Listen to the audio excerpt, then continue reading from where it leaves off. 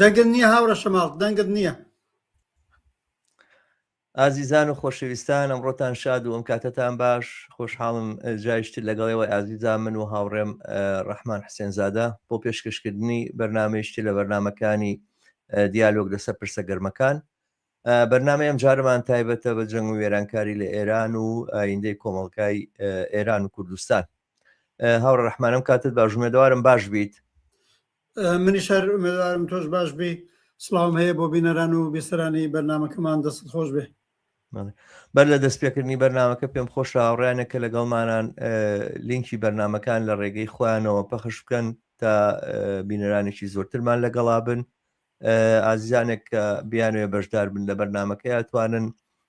کۆمنتەکانی خۆیان لە فەیسبوک یاخود لە یوتیوب دابنێن. بەرحاڵ هەرچۆنێک بۆتان ئەکرێ بەشدار بن، بەڵام بۆ باشترە بۆ ئێمە کە لە ڕێگەی یوتیوبەوە بەرنامەکانمان ببینن. بەڵێ هاوڕێ ڕەحمان، ئەوە وا بوو بە 6 ڕۆژی ڕێک. ئەمڕۆ 6 ڕۆژی تەواو کرد جەنگێکە ئەمریکا و ئیسرائیل لە بەرامبەر ئێرانە دەستیان پێ کردووە. وێرانکارێکی زۆر کەوتوتەوە ئەم جەنگە بە پێچەوانێتەوە قوعاتی بازێک کە پیان وا بوو لە ماوەیەکی کورتا ممکنە کۆتایی پێبێ، وا دیارە درێژە ئەکێشێ. باروەنجامی ناوچەیی زۆر خەتەرناشی لێکەوتوتەوە. کارەکانی جمهوری ئیسلامی و کاردانەوەکانی کارێکی کردووە خەریکن دەوڵەتی زۆرتر و هێزی زۆرتر تێکەڵ بەم شەڕە ئەبن. و ئەگەرچی ئیسرائیل و ئەمریکا نەخشەکانیان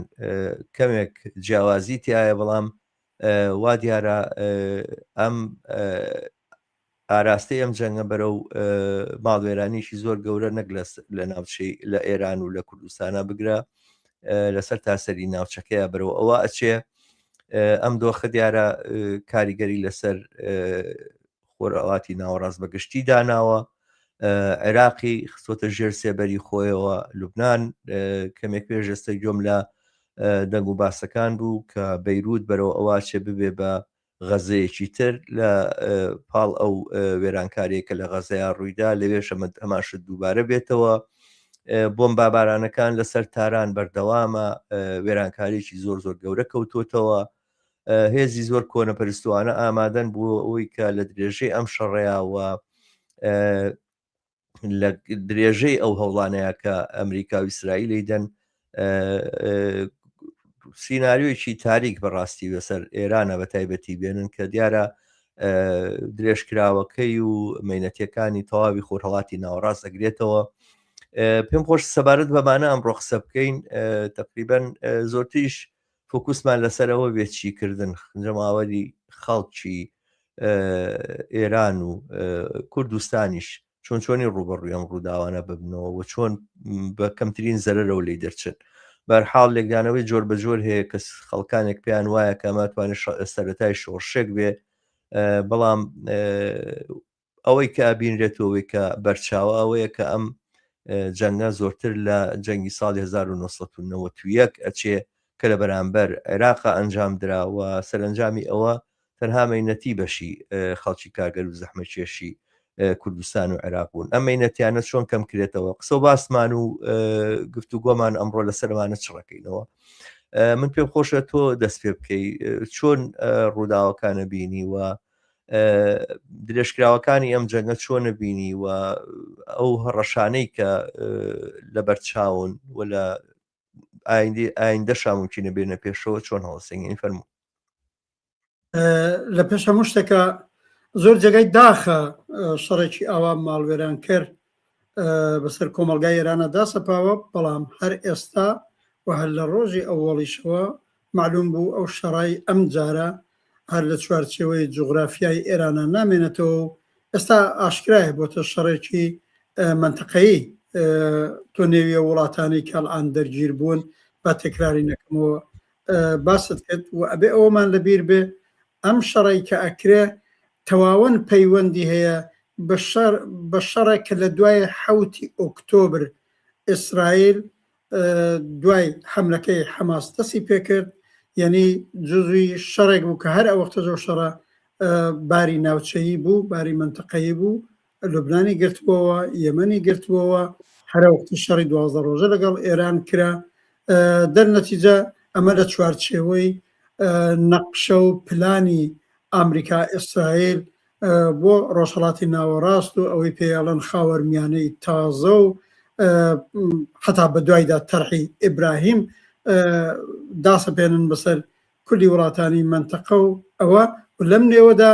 عاقبەت وەکو بەشی سەرەکی محوەری مقاومەت جمهوری ئیسلامی بوو ئێشتا مرۆزمیان بووەوە هەیە تا ئێستاش بەرحاڵ دەبایە ئەم شەڕە بکرێن منزورمەیە بڵم بناغەیەکی قوڵتری بوو هەم پێشخانێکی ناوچەیی بوو هەم ئێستای شەڕەکە وەتە شەڕێکی منتەقەیی و جێداخەکە ئەوەیە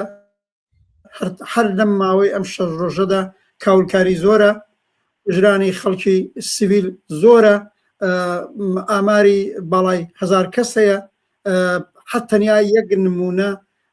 هەر لە دوو ڕۆژی ئەوەڵا مەدرسەیەک لە شاری میناب بابزانم نزیک تارانە لەوێنە نزیک 160 لاو خوێندکار بێتاوان لە بین چوون ینی لە 180 کەس 160یان لە بین چوو بزانە چ تاوانێکی گەورەیە وەلێنە حاڵە ئێمە ئەگەدار بین باری بژیوی کۆمەڵانی خەڵک زۆر زۆر خراپە گرانی هەر لە ماوەی ئەم شەو ڕۆژەدا بە 2-3 قات زیادی کردووە ئەتا بێ ئیمکاناتی هەیە ژیانی نۆرماڵ لە زۆربەی شارەکان تێک چووە شاری تارانی 12-13 ملیۆنی ئەتوانین ئەدعا بکەین نیوەی 6 ملیۆنی ئەو شارەی بەجێ هێشتووە ڕویان کردوتە شارەکانی دیکە و بەتایبەت شارە چکۆلەکان ناوێرن بچنە شارە گەورەکانی کە بنکەی نظامی و ئیمکاناتی جمهوری ئیسلامی زیاتری لێە بەرەو شارەکانی شمالی ئێران بەرەو شارەکانی غەربی کشور و شارەکانی کوردستان تازە شارەکانی دیکە ئەجملە من ئاگاداری بڕێک لە شارەکانی کوردستانم خودی ئەوانی شار چۆڵەکەن ڕوودەکەنە دێهاتەکان ئەمە نمونەهایەکی زۆر چکۆلە لەو کارەساتەیە و پرۆپوچەی کە خەڵکی بێدفاع دەتمە ناخوا و ئەمە دەخاڵەتی بەشەر دۆستانەیە ئەوانە بێمەعنایە خودی ئەم وەزیری دفاعی دروست وەک ترامپ فاشیستی ئەمریکا 2 ڕۆژ لەوە پێش لە کۆنفرانسی مەتبوعاتیایی تر مەتبوعاتەکەی ئاشکرا دەری بڕێوتی ئەم شەڕی ئەمە هیچ پەیوەندی حتا بەو دموکراسیە پرۆپوچەی کە خۆیان بانگەوازی بکەوتی هیچ پەیوەندی بە دموکراسیەوە نییە دەنەچە بە عملیژەم دەخاڵەت بەشە دۆستانەوە خۆیان ناویانەتە ژێر پێ بەو معنایە لە پێناو ئەهدافێکی هەم جەهانی هەم منتەقەی کە ئەمریکا هەیەتی و ئیسرائیلیش لە پێناو ئەهدافی منتەقەیەکەی و خامەریوانی تازەی کە لێودا ئیسرائیل هەمەکارە بێت و لە عینە حاڵە لەژێر هێژمۆنی ئەمریکادا احتیاجیان بەم جۆرە شەڕانە هەیە دەرنەتیجە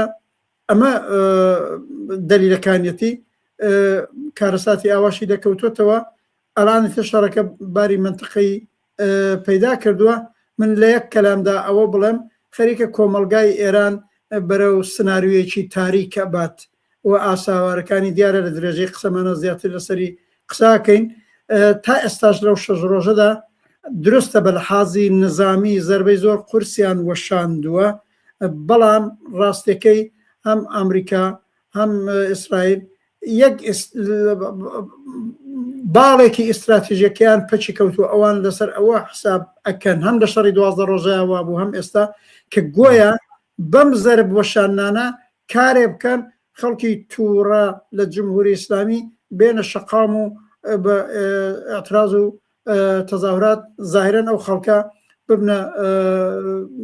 عاملێک بۆەوەی جمهوری ئیسلامی سەرنگون کرێت ئەو خەڵکە لە شەڕی 12 ڕۆژەیە وای نەکرد لەم 6 ڕۆژەیە وای نەکرد منتقیشی هەیە لەژێر بۆمب و دووکەڵی موشەکە تەظاهرات معنای نییە اعتراض معنای نییە کەسێک ئەمەی نەفامیایە کە نیان فامی ئۆپۆزیسیۆنی دەستە ڕاستی ئێران لە ڕەزا پەهلەوی و سەڵتەنەت تەڵەبەوە بگرە تا ئۆپۆزیسیۆنی ناسیۆنالیستی کورد کوردستان بەخۆش نازانم چەندە بڵم بەخۆشی یا غیرە خۆشی 20 ساڵ 30 ساڵە ئێمەی کۆمونیزمی کارگەری پێدارگریمان لەوە کردووە وتمانە لە چوارچێوەی شەڕدا ئەوەی ئەدەیەک دڵیان پێی خۆشە نەشۆڕش ئەبێ نەخەباتی جەواهری گەورا بێ ئەوانە اتفاقان ئەخاتە دواوە ئەیان خاتە پەراوێزەوە دەنەچە ئەوان بارێکی مهمی استراتیژیەکەیان کە لەنگە هی ئەمریکا و ئیسرائیل ئەوەیە تا ئێستا و لەو شەژمانگەدا خەڵک ئەو جۆرەی ئەوان پیان وابوو دەبێت بێن و تەکلیفی جمهوری ئیسلامی ڕۆشنکەنەوە ئەوە نەبووە من لێرە ئەوە بڵێم تەبعان ئەگەر ئەم شەڕ و قەتل عام و سوزانم ئەم زەربەوەشە نظامیە کار بگاتە جگایەکی تر جمهوری ئیسلامی لە پەل و پۆ بکەوێ زۆر لاواز و زەعیف بێ بەعید نییە ئەو وەختە خەڵک پیان وا بێجا بڕۆن بڵێنەمە ئەم لاشەیە با بنینە گۆڕ ئەو وەختە وا بکەن بەڵام ئێستا ئەوەی نییە تا ئێستا حتا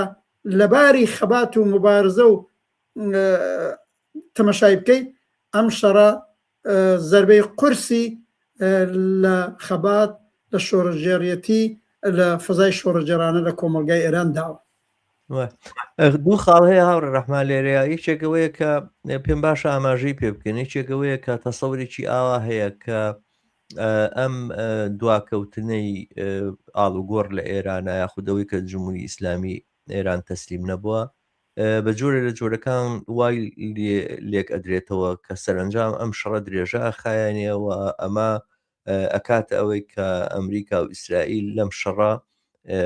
پاشەکشە بکەن و دەستبەردار بن و جێگا چۆڵکەن و گوایە جمهوری ئیسلامی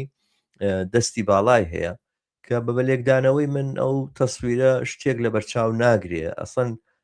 ئەوە کە ترامپ ئەڵێ ئێمە بۆ دیموکراسی ئەم کارە ناکەینەوە کە 100% ڕاستە و زۆر بە بێشەرمانە دەبری ئەو فیشاڵ و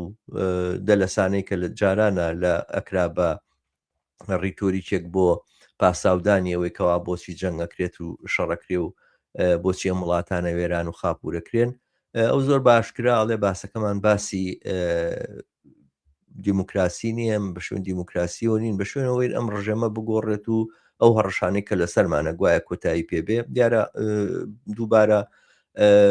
لە تەبریرکردنی ئەمانەیە پەنا بۆ کۆمەڵێک چیرۆشی زۆر سیر و عەجایبە بن لەوەی کە ئێران توانایەوەی هەیە کە چەک دروست کات و تەنانەت چەکەکانی بگاتە ئەمریکا گوایە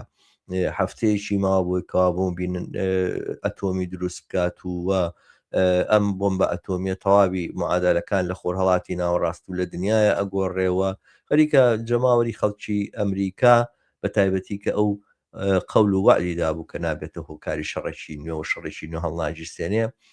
ئەوان وادار بکە کە ئەم جەنگە قوبوڵ بکەن و لە بەرامبەر ڕەقیبەکانی خۆیان ڕوونی بکاتەوە کە بۆچی ئەم شەڕاکە بەڵام حەقەتەکەی ئەوەیە ئەوەی کە لە پشتی ئەم شەڕەوەیە لەوە ئەچێ خودی شەڕکردن بێ ینی ئەوەی کە ئەمریکا ئەوێم ئەنجامی باتەوە ئەوانە کە دیارە لەم بابەتەوە ئیسرائیل لە خۆرهەڵاتی ناوەڕاستە باشترین دەستکەلایەتی و باشترین هاوکارێتی بۆ ئەم کارە ئەوەی کە ڕەوتی فاشیزمی ئەمریکای ئەنجامی باتەوەوانە زۆرتر جگە لەوەی کە لە ئاستی جیۆپۆلیتیکی و ئەوانەیە مەبەستی ئەوەیە دەستی باڵا پیا بکە لە ئاست ڕەقیبەکانی خۆیان لە ئاستی دنیاە بەشێکی ژێرپێنانی هەموو ئەو بەها و ئەو قانون و ئەو مقرراتە نێودەوڵەتیانەیە کە تا ئێستا پەیوەندی بینی دەوڵەتەکانی بڵین لەو چوار شێوەیە کار ڕاگرتووە و لە لایەکی ترەوە بردنە پێشەوەی سیاسەتی فاشیستانەی نوێی ئەم ڕەوتە دەسەڵاتدارەیە لە ئەمریکا ینی پێچێ هەندێک جار من وایە بینم کە خودی شەڕەکە ئامانجە نەگەوەی کە ئامانجی شەڕەکە چییە نی خودی ئەوەی نواندنی هێز و شەڕکردن و بەم جۆرە بەم شێوازە خاپورکردنی وڵاتێک و پەلاماردانی ناوچەیەک بەم جۆرە خودی ئەمە ئامانجی ئەمریکایە ئەوێ نیشانی بداکە ئەو توانای هەیە و هێزشی زەبەلاحی هەیە وەکو چۆن فڕاندنی مادۆرۆژ ئەساسەن خودی ئەکشنەکە خودی ئەو بڵین کارێکە کرا وەکو فلیمێکی هۆلیودیە بینرا ئەوانە ئەوە ئامانجی حملەکە بۆ گەرنا باسی نەوتەکرێتەوەوانە نەوتی فەنزەوەی لاموشینە 15 ساڵی تری بوێت تاوەی کە بەکار بێت بفرۆشرێت و سوودی لێوە بگیرەوەوانە هەموو کەسیش باسی ئەوواکەن ئێستا لامە لایەنێکی ئەم مەسلێ لایەنێکی تری ئەوەیە کە بە بڕوای من ئەم بارودۆخە کارێکەکە ئەوەی کە پێ وترێ پاشەخشەکردن و ئەوانە ئەسەن واقعەتی نییە و ئەگەر ئەمریکا مەجبور بێت و ناچار بێت یاخود لەم شەڕەیە بە هەر حاڵ بە ئاراستەیەکا بڕواکە ئەو بەرە و پاشەکشە بڕوا ئەگەری ئەوە هەیە کە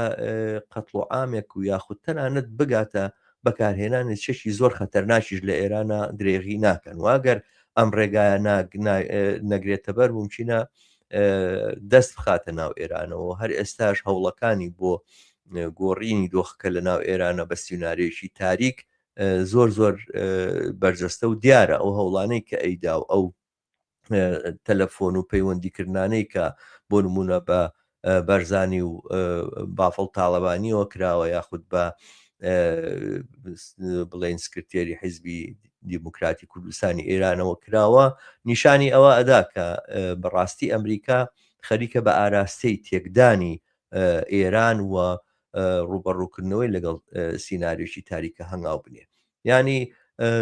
وەک ئەوە دیارەکە دۆڕان یاخود پاشەخشەکردن بۆ ئێران ئەگەر یەک نییەوە یەکێک نییە لەو ئۆپشنانەی کە ئەمریکا بۆ خۆی دانابێت منیش هەروەک تۆ بیرەکەمەوە ئەمریکا و ئیسرائیل واردی شەڕێک بوون پیان وابوو زۆر لە کوردماوەدا سەرەکەون فێرەن جارە 6 ڕۆژ گوزەراوە ئێستا کوونە ناتوانین بڵین زۆر درێژ بووتەوە ئەوە خەست و خۆڵ ئەم بۆمبارانەکەن خۆی ترامپ ئەڵێ ئێمە یەک مانگ ئەم کاراکەین دوێنەکە ئەرتەشی ئیسرائیل وتوێتی ئێمە بۆی هەموو کارەکانی خۆمان بەدڵی خۆمان جێبەجێکەین احتیاجمان بە 2 هەیە یعنی ئینسان لەلانێکم 2 ئەو جۆرەی ئەم فاشیستانە ئاڵێن بزانین بەرنامەکانیان چۆنە و ئایا جمهوری ئیسلامی بەڕاستی دوای 2 هەفتە دوای 3 هەفتەش ئیمکانی مقاومەتێک لەو ئاستێکی ئێستا بینرێ ئەیبێ یان نا ئەوان بۆ شەڕێکی کورتماوە هاتوون شەڕی درێژماوە بۆ ئەوان زۆر خەتەرناکە بێ بەتایبەت چونکی مەجاری ئەوەی هێزی زەمینی واردکەن وەکو عێراق وەکو ئەفغانستان ئەمەیان لانی کەم ئێستا نییە بۆ یان لە پلانیان نەبووە بەڵام منیش پێم وایە بە ئەوزاعەکە زۆر زۆریش ئاڵۆز بێ لەگەڵ تەنگەژەی زۆریش ڕوو بەڕوو بن ئەمریکا و ئیسرائیل ئەوان هەموو شتێک دەسە بن لەم شەڕەدا سەر بکەون لە بەرابەر جمهوری ئیسلامیدا حتا ئەگەر 50-50ش سەردانەوێنن ئەو جمهوری ئیسلامی دوای ئەوەی خۆی ڕابگرێ و بمێنێ 47 ساڵە مشکلی گەورەی لە خاوەرمیانە بۆ دروستکردوون لەولاوە زۆر زیاتریان بۆ دروستەکە دەرنەتیجە وەلایەنە حاڵە خەریکە اتحادە جەنگەکەیان گەورەتریشە بێتەوە بە تۆری واقعی خەریکە وڵاتانی عەرەبی وەکو عەرەبستان وەک قەتەر ئەوانە بەرخلافی تەسەووری جمهوری ئیسلامی پێی وابوو ئەگەر ئەو موشک بخا بۆ ئەو وڵاتانە بە بەهانەی پایگا نظامیەکانی ئەمریکا ئەوان ئەبن بە ئەهرومی فشارێک لەسەر ترامپ زوو بێ و مزاکرە بکە و مفاوەزە بکە و سازش بکە ئەڵان بەرعکس ئەوانش حسابیان ئەڵەن جامە هەرە جۆری وتم 50-50 ئەگەر مزاکرەی لەگەڵ بکەن سەردابنێنە دواتر قامکە کاتە چاوی خودی قەتەر و کوێیت و عەرەبستانوانای ئەو وەختە جمهوری ئیسلامی بێتە ژاندارمی منتەقەکە ئەڵان ئەوانش تازە کە شەڕەکە دەستی پێ کردووە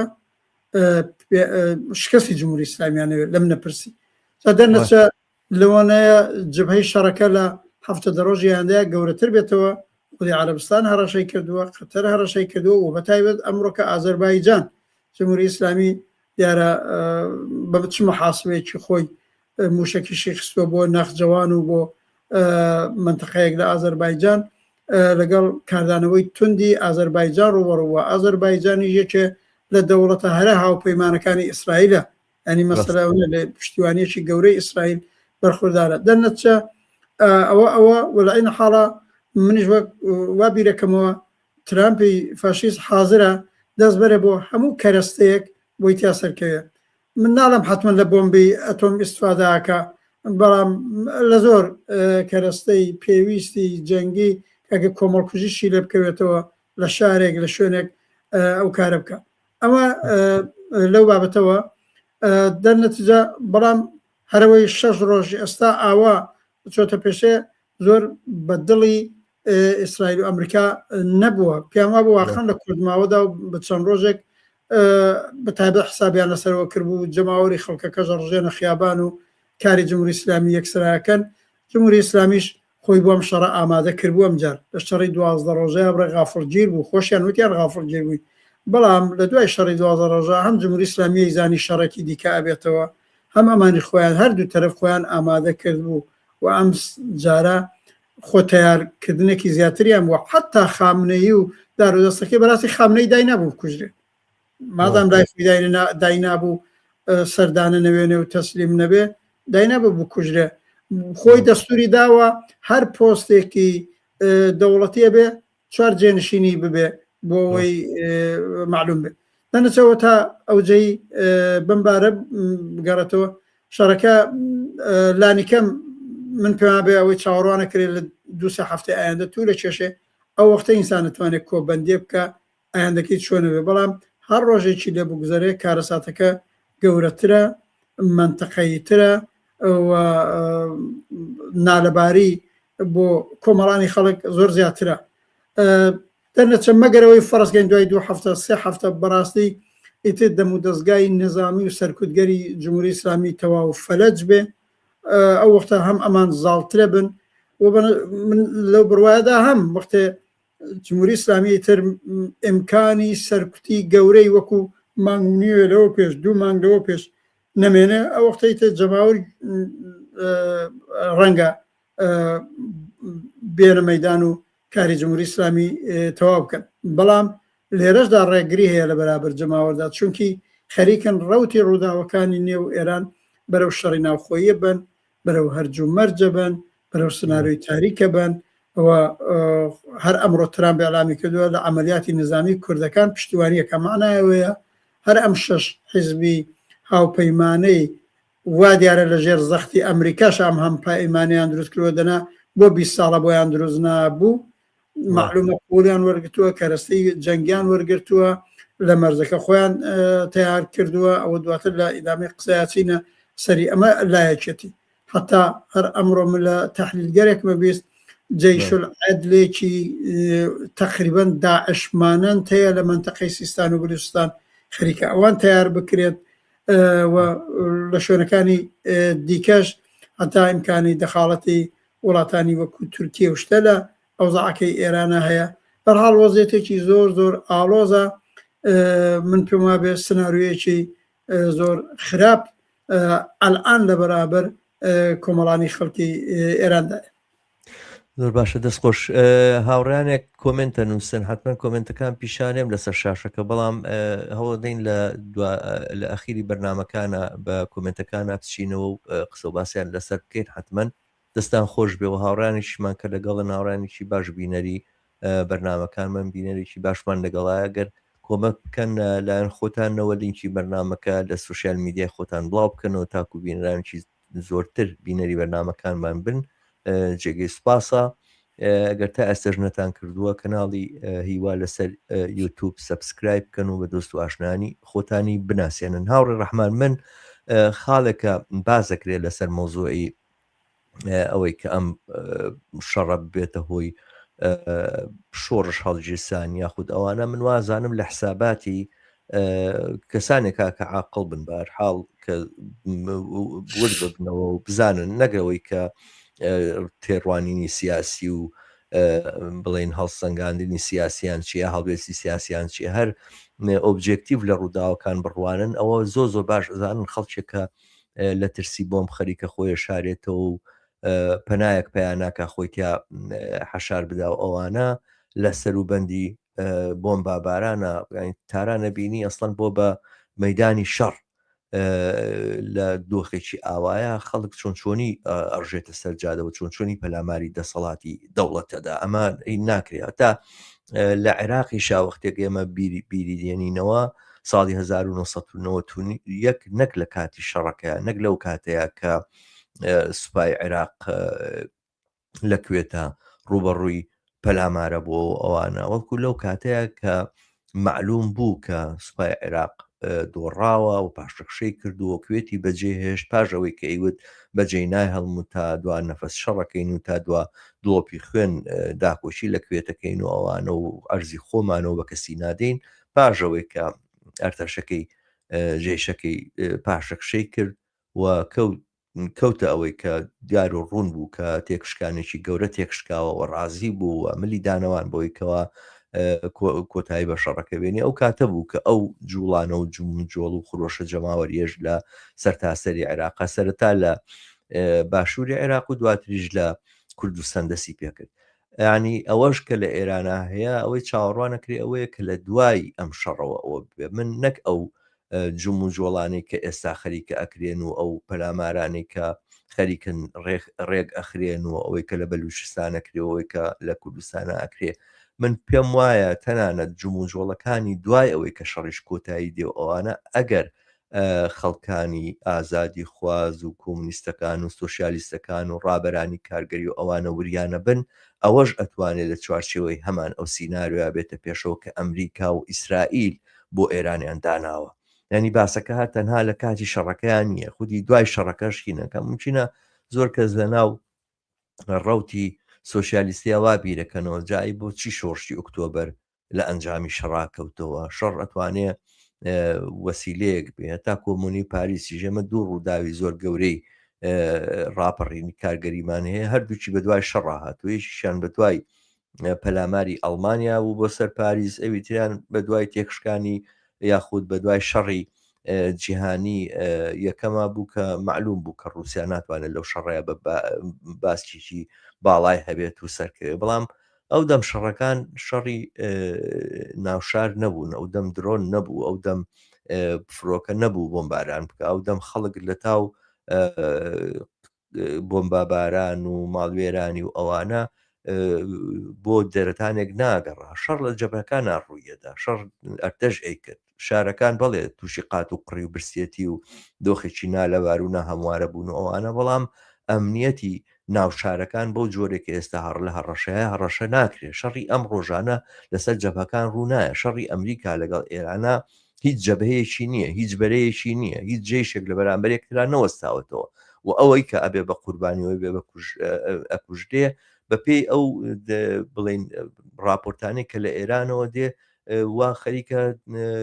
ژمارەی قوربانیانی مەدەنی لە 1000 کەس نزیکە بێت و لە 1000 تێپەڕاندووە و لەم 1000 سەدانیان منداڵی خوار 8 ساڵ و ئەمانە ئەمە ڕوون و ئاشکرا دیارەکە شەڕ لەم ڕۆژگارەیە چۆنی ئەتوانێت مینەتێک بێنێتە پێشەوە لەبەرەوە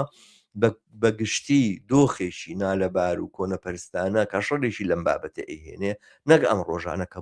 بۆ مەکان ئەبارن تەنانەت دوای ئەوەی کە چەکەکانیش بێدەنگ ئەبن دوای ئەوەی کە جمهوری ئیسلامی ئێرانیش بە جۆرێ خۆی تەسلیمەکە یاخود بە جۆرێک ئەم شەڕە کۆتایی پێدێ بەوەی کە پینۆپەڕۆیشی بۆ بدۆزنەوە ئەگەر جمهوری ئیسلامی ئێران بە پێوە بمێنێتەوە لەگەڵ غەربی شارڕێکەوێ ئەو کاتەش هەر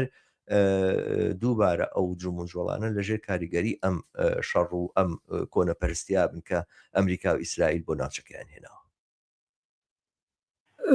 دەقەن وایە من با ئەوە بڵێم ئەو مقایسەیە کە دەرتوتە بەسێک لە چەپەکان لە سۆسیالیستەکان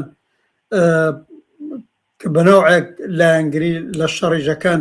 لەم شەڕ کۆنەپەرستانەیە لەگەڵ دەورەی شۆڕشی ئۆکتۆبرەیکان ئەوە زۆر تۆ باست کرد زۆر ناواردە چونکی مەسەلەن شاری پێترۆگرادی کە مرکزی شۆڕشی ئۆکتۆبر بوو کام بۆمبارانی تیاکرا کام موشک بارانی تیاکرا کوا ژیانی عادی خەڵک کەوتنە بەر لە توکتی ئێستای تۆپ و بۆمب و ئەوە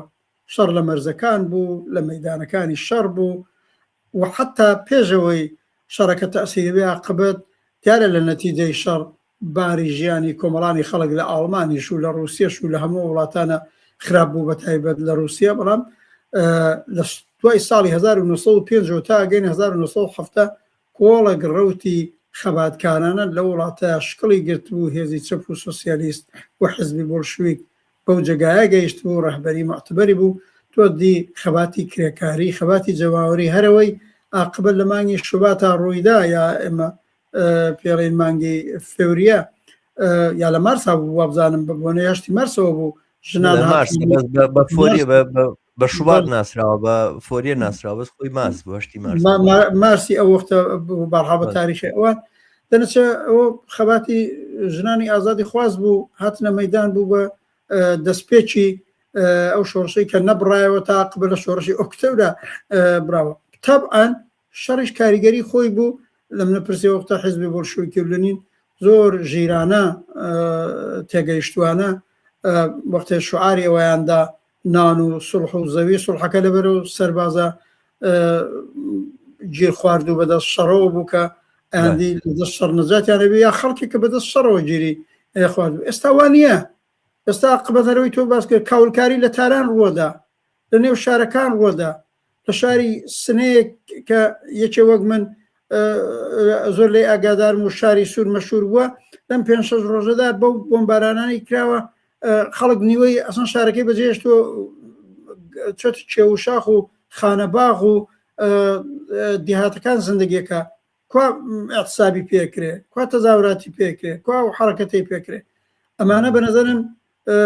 غیرە لە عشقی تەرەفداری بەشەڕ حقیقەتەکانیش پێشێ دەکەن ئەمە وەختی خۆی وتمان اتفاقاً شەڕ دەست پێکردن زۆر بە زەرەری ڕەوتی شۆڕەجێریە هەتا شەڕی ئێران و عێراق زۆری زەرەرگیان لە خەباتی شۆڕەجێرانە لە ئێران بە احتمالی قەوی لە عێراقشە هەروە بوو بێ بەڵام تازە ئەوان شەڕی دوو ئەرتەش و دوو دەوڵەت و لە شوێنە جەنگەکان وەزانم بەشێکشی لە شار بوو لە دڵی ئەوەدا ئێشتا کوونێکرا زۆر حرەکەتی ئەترازی و جەماوەری بێ هەم بە دژی شەڕەکە هەم بە دژی دەسەڵاتەکانی کە ئەو شەڕیان وەڕەخست بوو لەلایەکەوە ڕژیمی باس لەلایەکەوە دەوڵەتی جمهوری ئیسلامی ئەلان ئەم قایسانە ناکرێ چونکی شەڕەکە بەشێکی هەر بۆ زەوتکردنی ئیرادەی جەماوەرە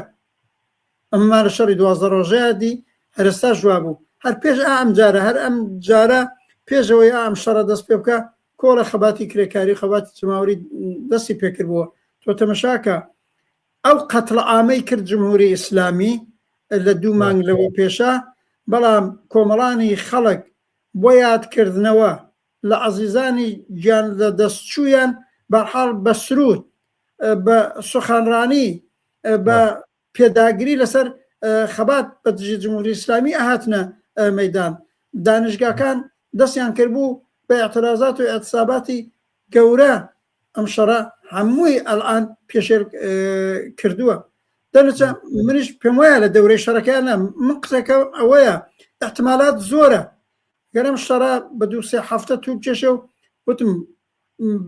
قدرەتی سەرکوت بە قدرەتی نظامی جمهوری ئیسلامی فەلەج بێ و معلوم نییە ئەو یەکی لە احتمالاتە چۆنە بێ ئەبێ بیبینین بەرحاڵ فەلەج بێ خەڵکی ئێران بەدە جمهوری ئیسلامی زۆر تووڕە زۆر نفرەتیان هەیە بەو ئاخێزە جەماوەریانەی لە دەیمانی 96 ئابانی 98 3 ساڵەوە پێش بە دوای قەتڵی ژینان نیشانیان داوە ئەوان بزوتنەوەیکی سەرنگونی خوازی گەوریان هێنا بۆ مەیدان کەڵانەمانە ڕێگریان بۆ دروست کردووە بە شەڕی 12 ڕۆژیان بەم شەڕی ئێستایان ڕێگریان بۆ دروست کردووە خەڵک دەرفەتی دەرکەوێ ئەوێت جمهوری ئیسلامی لە گۆڕ بنێ ئەویش کەیە وەختێ بزانین تر توانای سەرکوتی نەماوە ناتوانێت قەتڵ ئامەی کە 2 مانگ لەوە پێشکردی تەکراری کاتەوە ڕەنگە لە ئاخر و ئۆخری 3-4 هەفتەی دیکەدا وها شتێک قەومێ بەڵام بەریەگرن بەشێکم شەڕیدا من بە ئەو نمونە بێنمەوە 2 مانگ لەوە پێش کۆمەڵانی خەڵک هەتا لە بازاڕی ئێرانەوە بە اعتصاب دەستیان پێکرد بە تەزاورات دەستیان پێکرد یەک هەفتەی ئەوەڵ بە شێوەیەکی زۆر نۆرمال ئەو ئەترازاتە خەریکە گەورا بووە بەهێزە بووە حتا لە یەک هەفتەی وڵات جمهوری ئیسلامی بە هەموو سەرکوتگەری لە سەراسەری ئێرانە ئامارەکە ئەوەیە 38 کەس جانی عەزیزیان لەدەستدا بەڵام لەو جێگایەوە ترامپی فاشیست هات دقیقەن من پێما بێ بۆ مانە دروستکردن لە بەرابەر ڕەوتی شۆڕەژجێریەک خەری بوو پەرە بگرێ پەیامیدا تی خەڵکی ئێران وەرنە مەیدان دەمو دەستگای جمهوری ئیسلامی تەسەڕوفکەن من کۆمەکتان بۆ ئەنێرم ئەمە ڕەنگە لە نێو عدەیە خەڵکە وەهمی دروست کرد و دوای ئەو ئەم کابرای ئاڵقە لە گوێی ئەمریکا ڕەزا پەهلەویش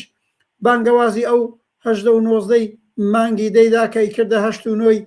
مانگی ژانەویە ئەویش بۆ نەگەوەی بێنە خیابان بۆی بڕۆن دەم و دەستگای دەوڵەتی بگرن وە ڕای بگرن. جمهوری ئیسلامی زۆرترین ئیستفادەی دەکرد بۆ ئەوەی ئەو قەتڵە ئامە گەورەیە بەسەر کۆمەڵانی خەڵکا داسەپێنێ. یعنی ئەمانە یعنی چ ئەمریکا چ ئیسرائیل چ ڕەزا پەهلەوی و ئەڵان ناسیۆنالیستەکانی کوردوانیش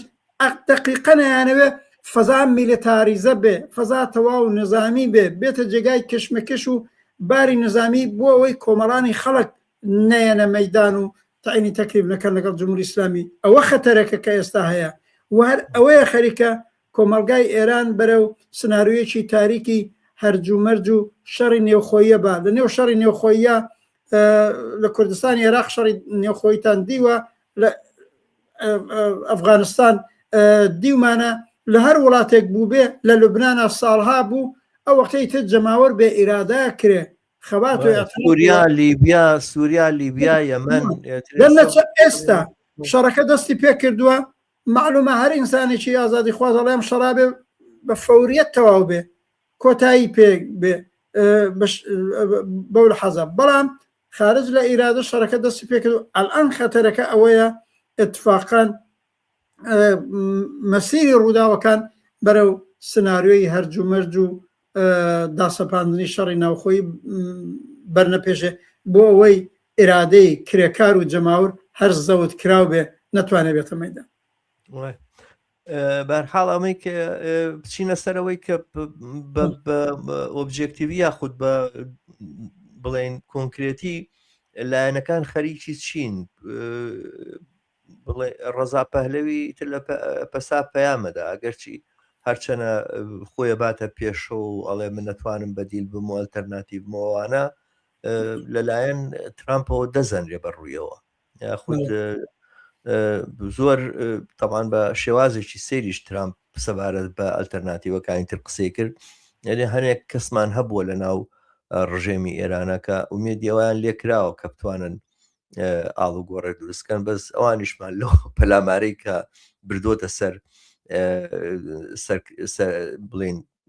کەسانی سەرەوەی یاخود بڵێن ڕیزی سەرەوەی کار بەدەستانی ئێرانوانە ئەوانیشمان لەو بەینا کوشتووە و لە ناو بردووە. بەرحاڵ بەڵام لە هێشتاش هەر تەنها گەشتاش دووبارە ڕەزا پەهلەوی بە ئەلتەرناتیڤ نازانێت دەزەنێ بەڕوویەوە، بەڵام ئەو لە پەسا خەریکە خۆیەنێتە پێشەوە ئەو ڕەشە گوڕشانەی کە کردی لە خەڵکی کوردستان و هێشتا هیچ نەبووەوە ئەو هێشتا لەلایەن ئەمریکاشەوە قوبوڵ نەکراوە چ جایەوەی کەوا لەلایەن خەڵکی ئێرانەوە قوبوڵ بکرێ پەلاماری نەخشەی پەلاماری وەسە خەڵکی کوردستان داڕشت و جێش و بڵێن بەشێک لە پازداری خەریک بووە کۆ کردەوە یاخود هانی ئەدان کە هەر لە سبەینی ڕووخانی جمهوری ئیسلامیە کەمین کارێکە وێ بیکەنەوەی پەلاماری کوردستان بن و خەڵک بە هەمان شێوازی دەسەڵاتی جمهوری ئیسلامی کە لە دوای شۆڕشی 79 کردی خەڵکی کوردستان قەت و عام بکەن و ئەمە دیارە لە حاڵەتێکە کە کەسێک سەیری دەکاتوانە کە دیارە ڕەوتێکی فاشستیەوە ئەوانە زۆر کەس لەوا ترسێکە ئەم ڕەوتە فاشستیە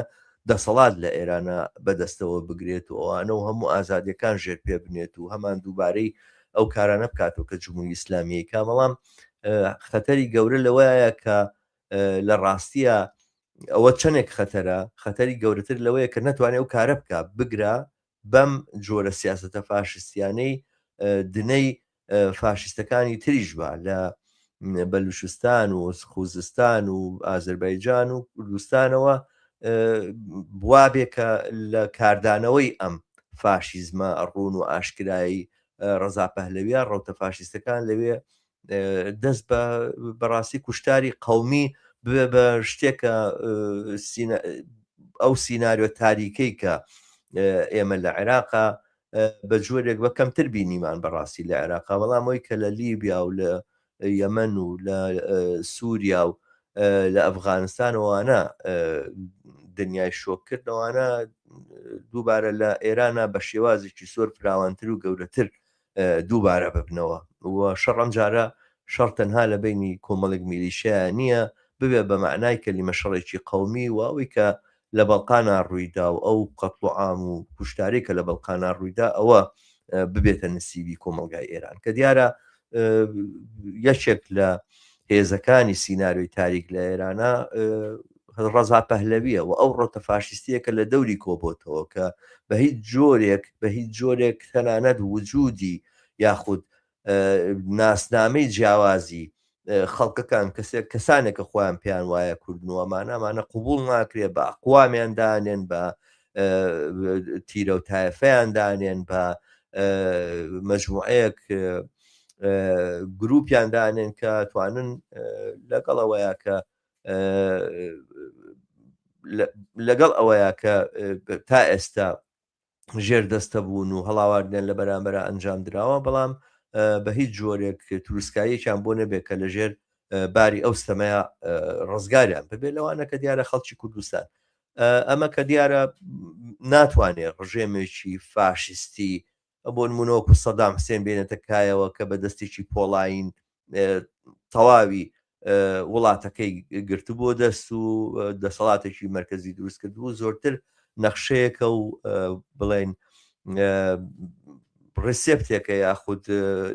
بڵێن پلانێکە بۆ تێکدان و بۆ هەڵوەشاندنی ئێران ئەگەر ئیسرائیلیش پشتیوانی لە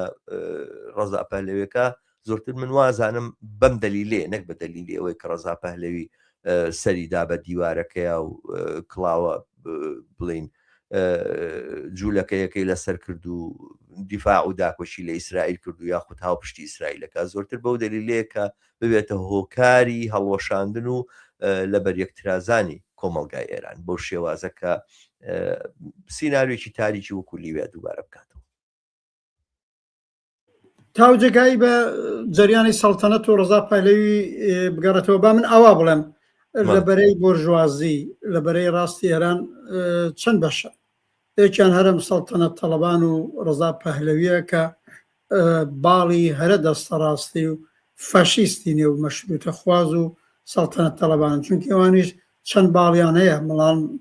بەشێکیان هەیە هەر خۆیان بە سەڵتەنەت خواز زانن بەڵام لەگەڵ ئەم شەوە ڕەوشتەی کە ئێستا ڕەزا پەهلەوی گرتوێتە بەر لەگەڵی موافق نین حتا مشاورینی پێشووی خودی ڕەزا پەهلەوی بوون کەسانی بوون حتا بە تەجروبەتر و پوختەتری ڕاستەکەی لە شخصی ڕەزا پەهلەوی ئەوانە ئەوانیش کێشەی خۆیانیان هەیە بەڵام عاقبەت چونکی مەسەلەی شایەتی ئەساسەن بەرئەساسی وەراستە ئەم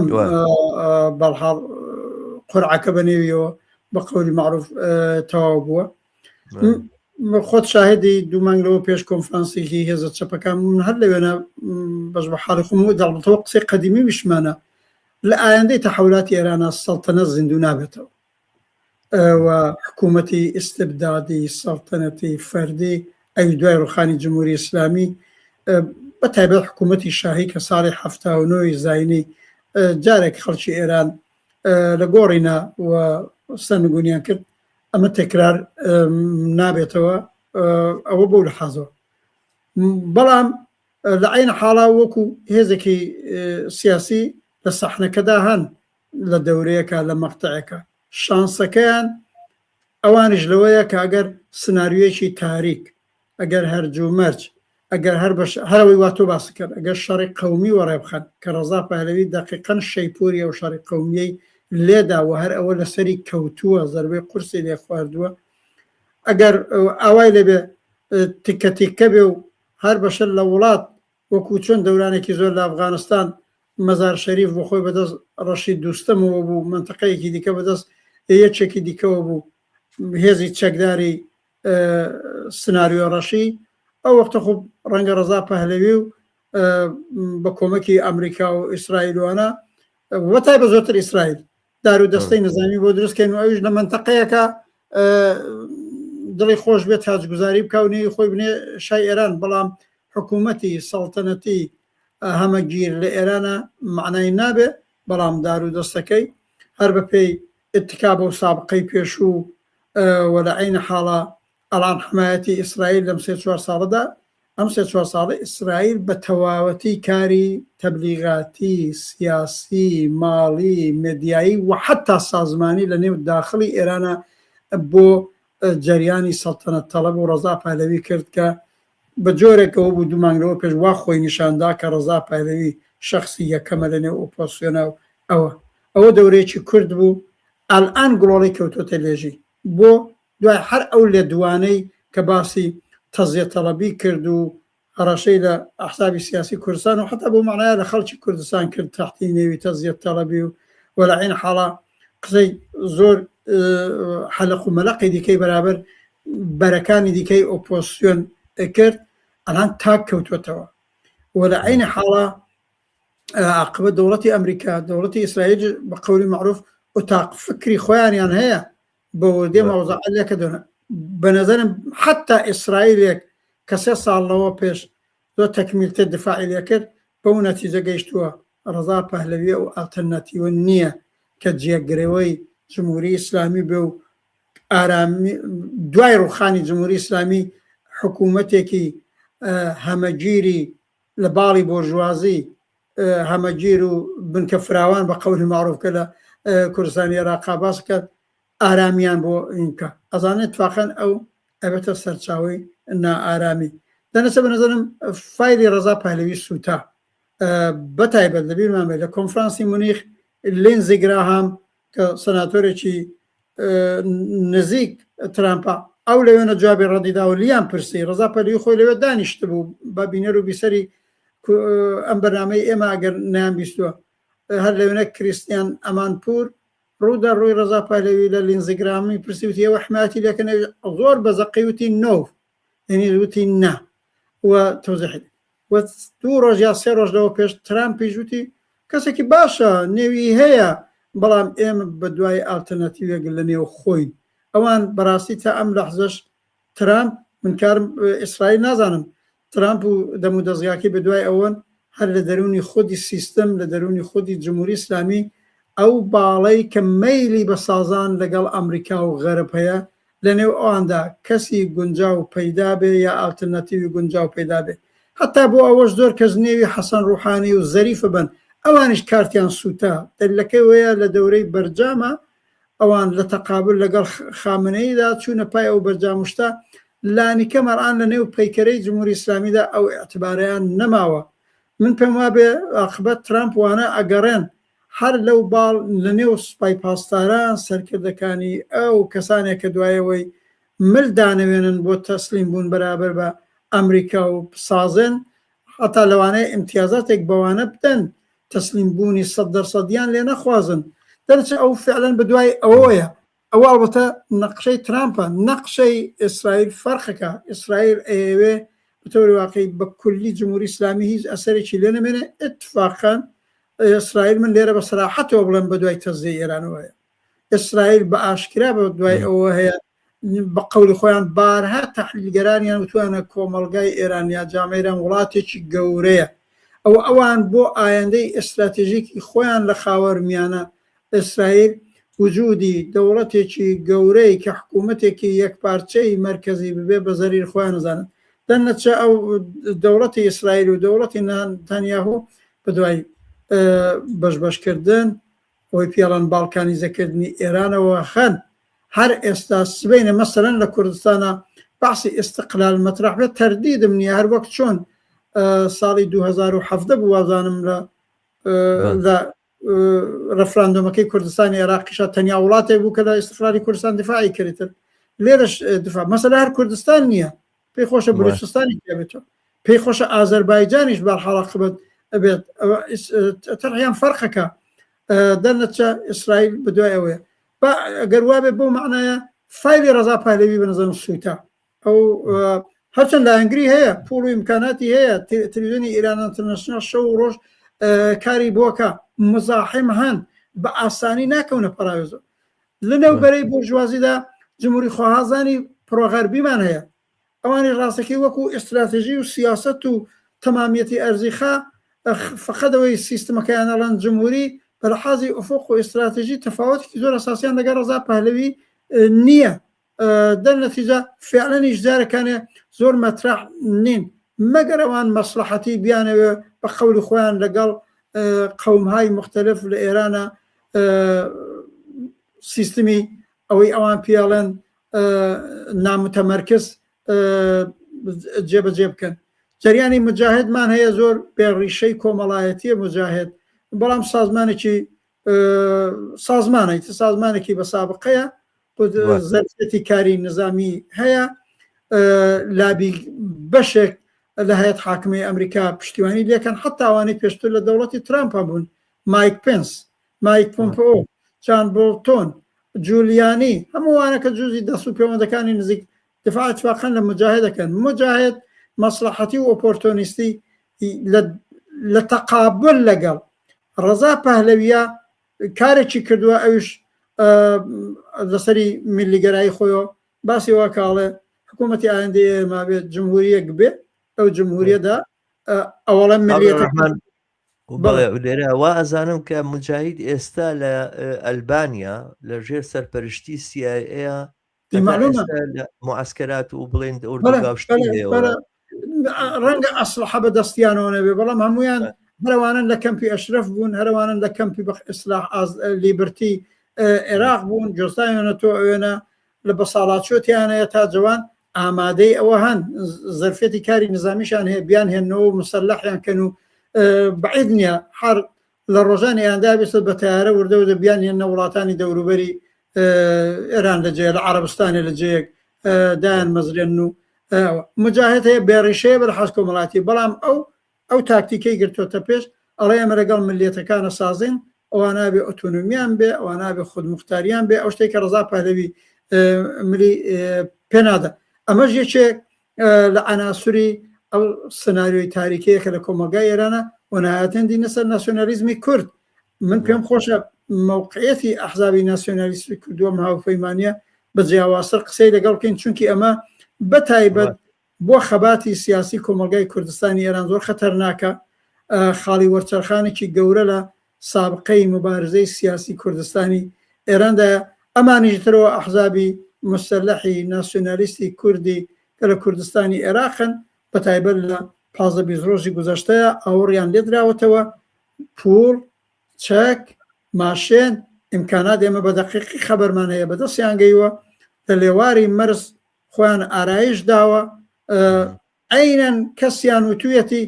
ئێمە تیار کراوین بە هەر وەخت ترامپ بڵێ، هەر وەخت ترامپ بڵێ وارد بێ، دەبیرکولەکەی خۆی ناڵێ،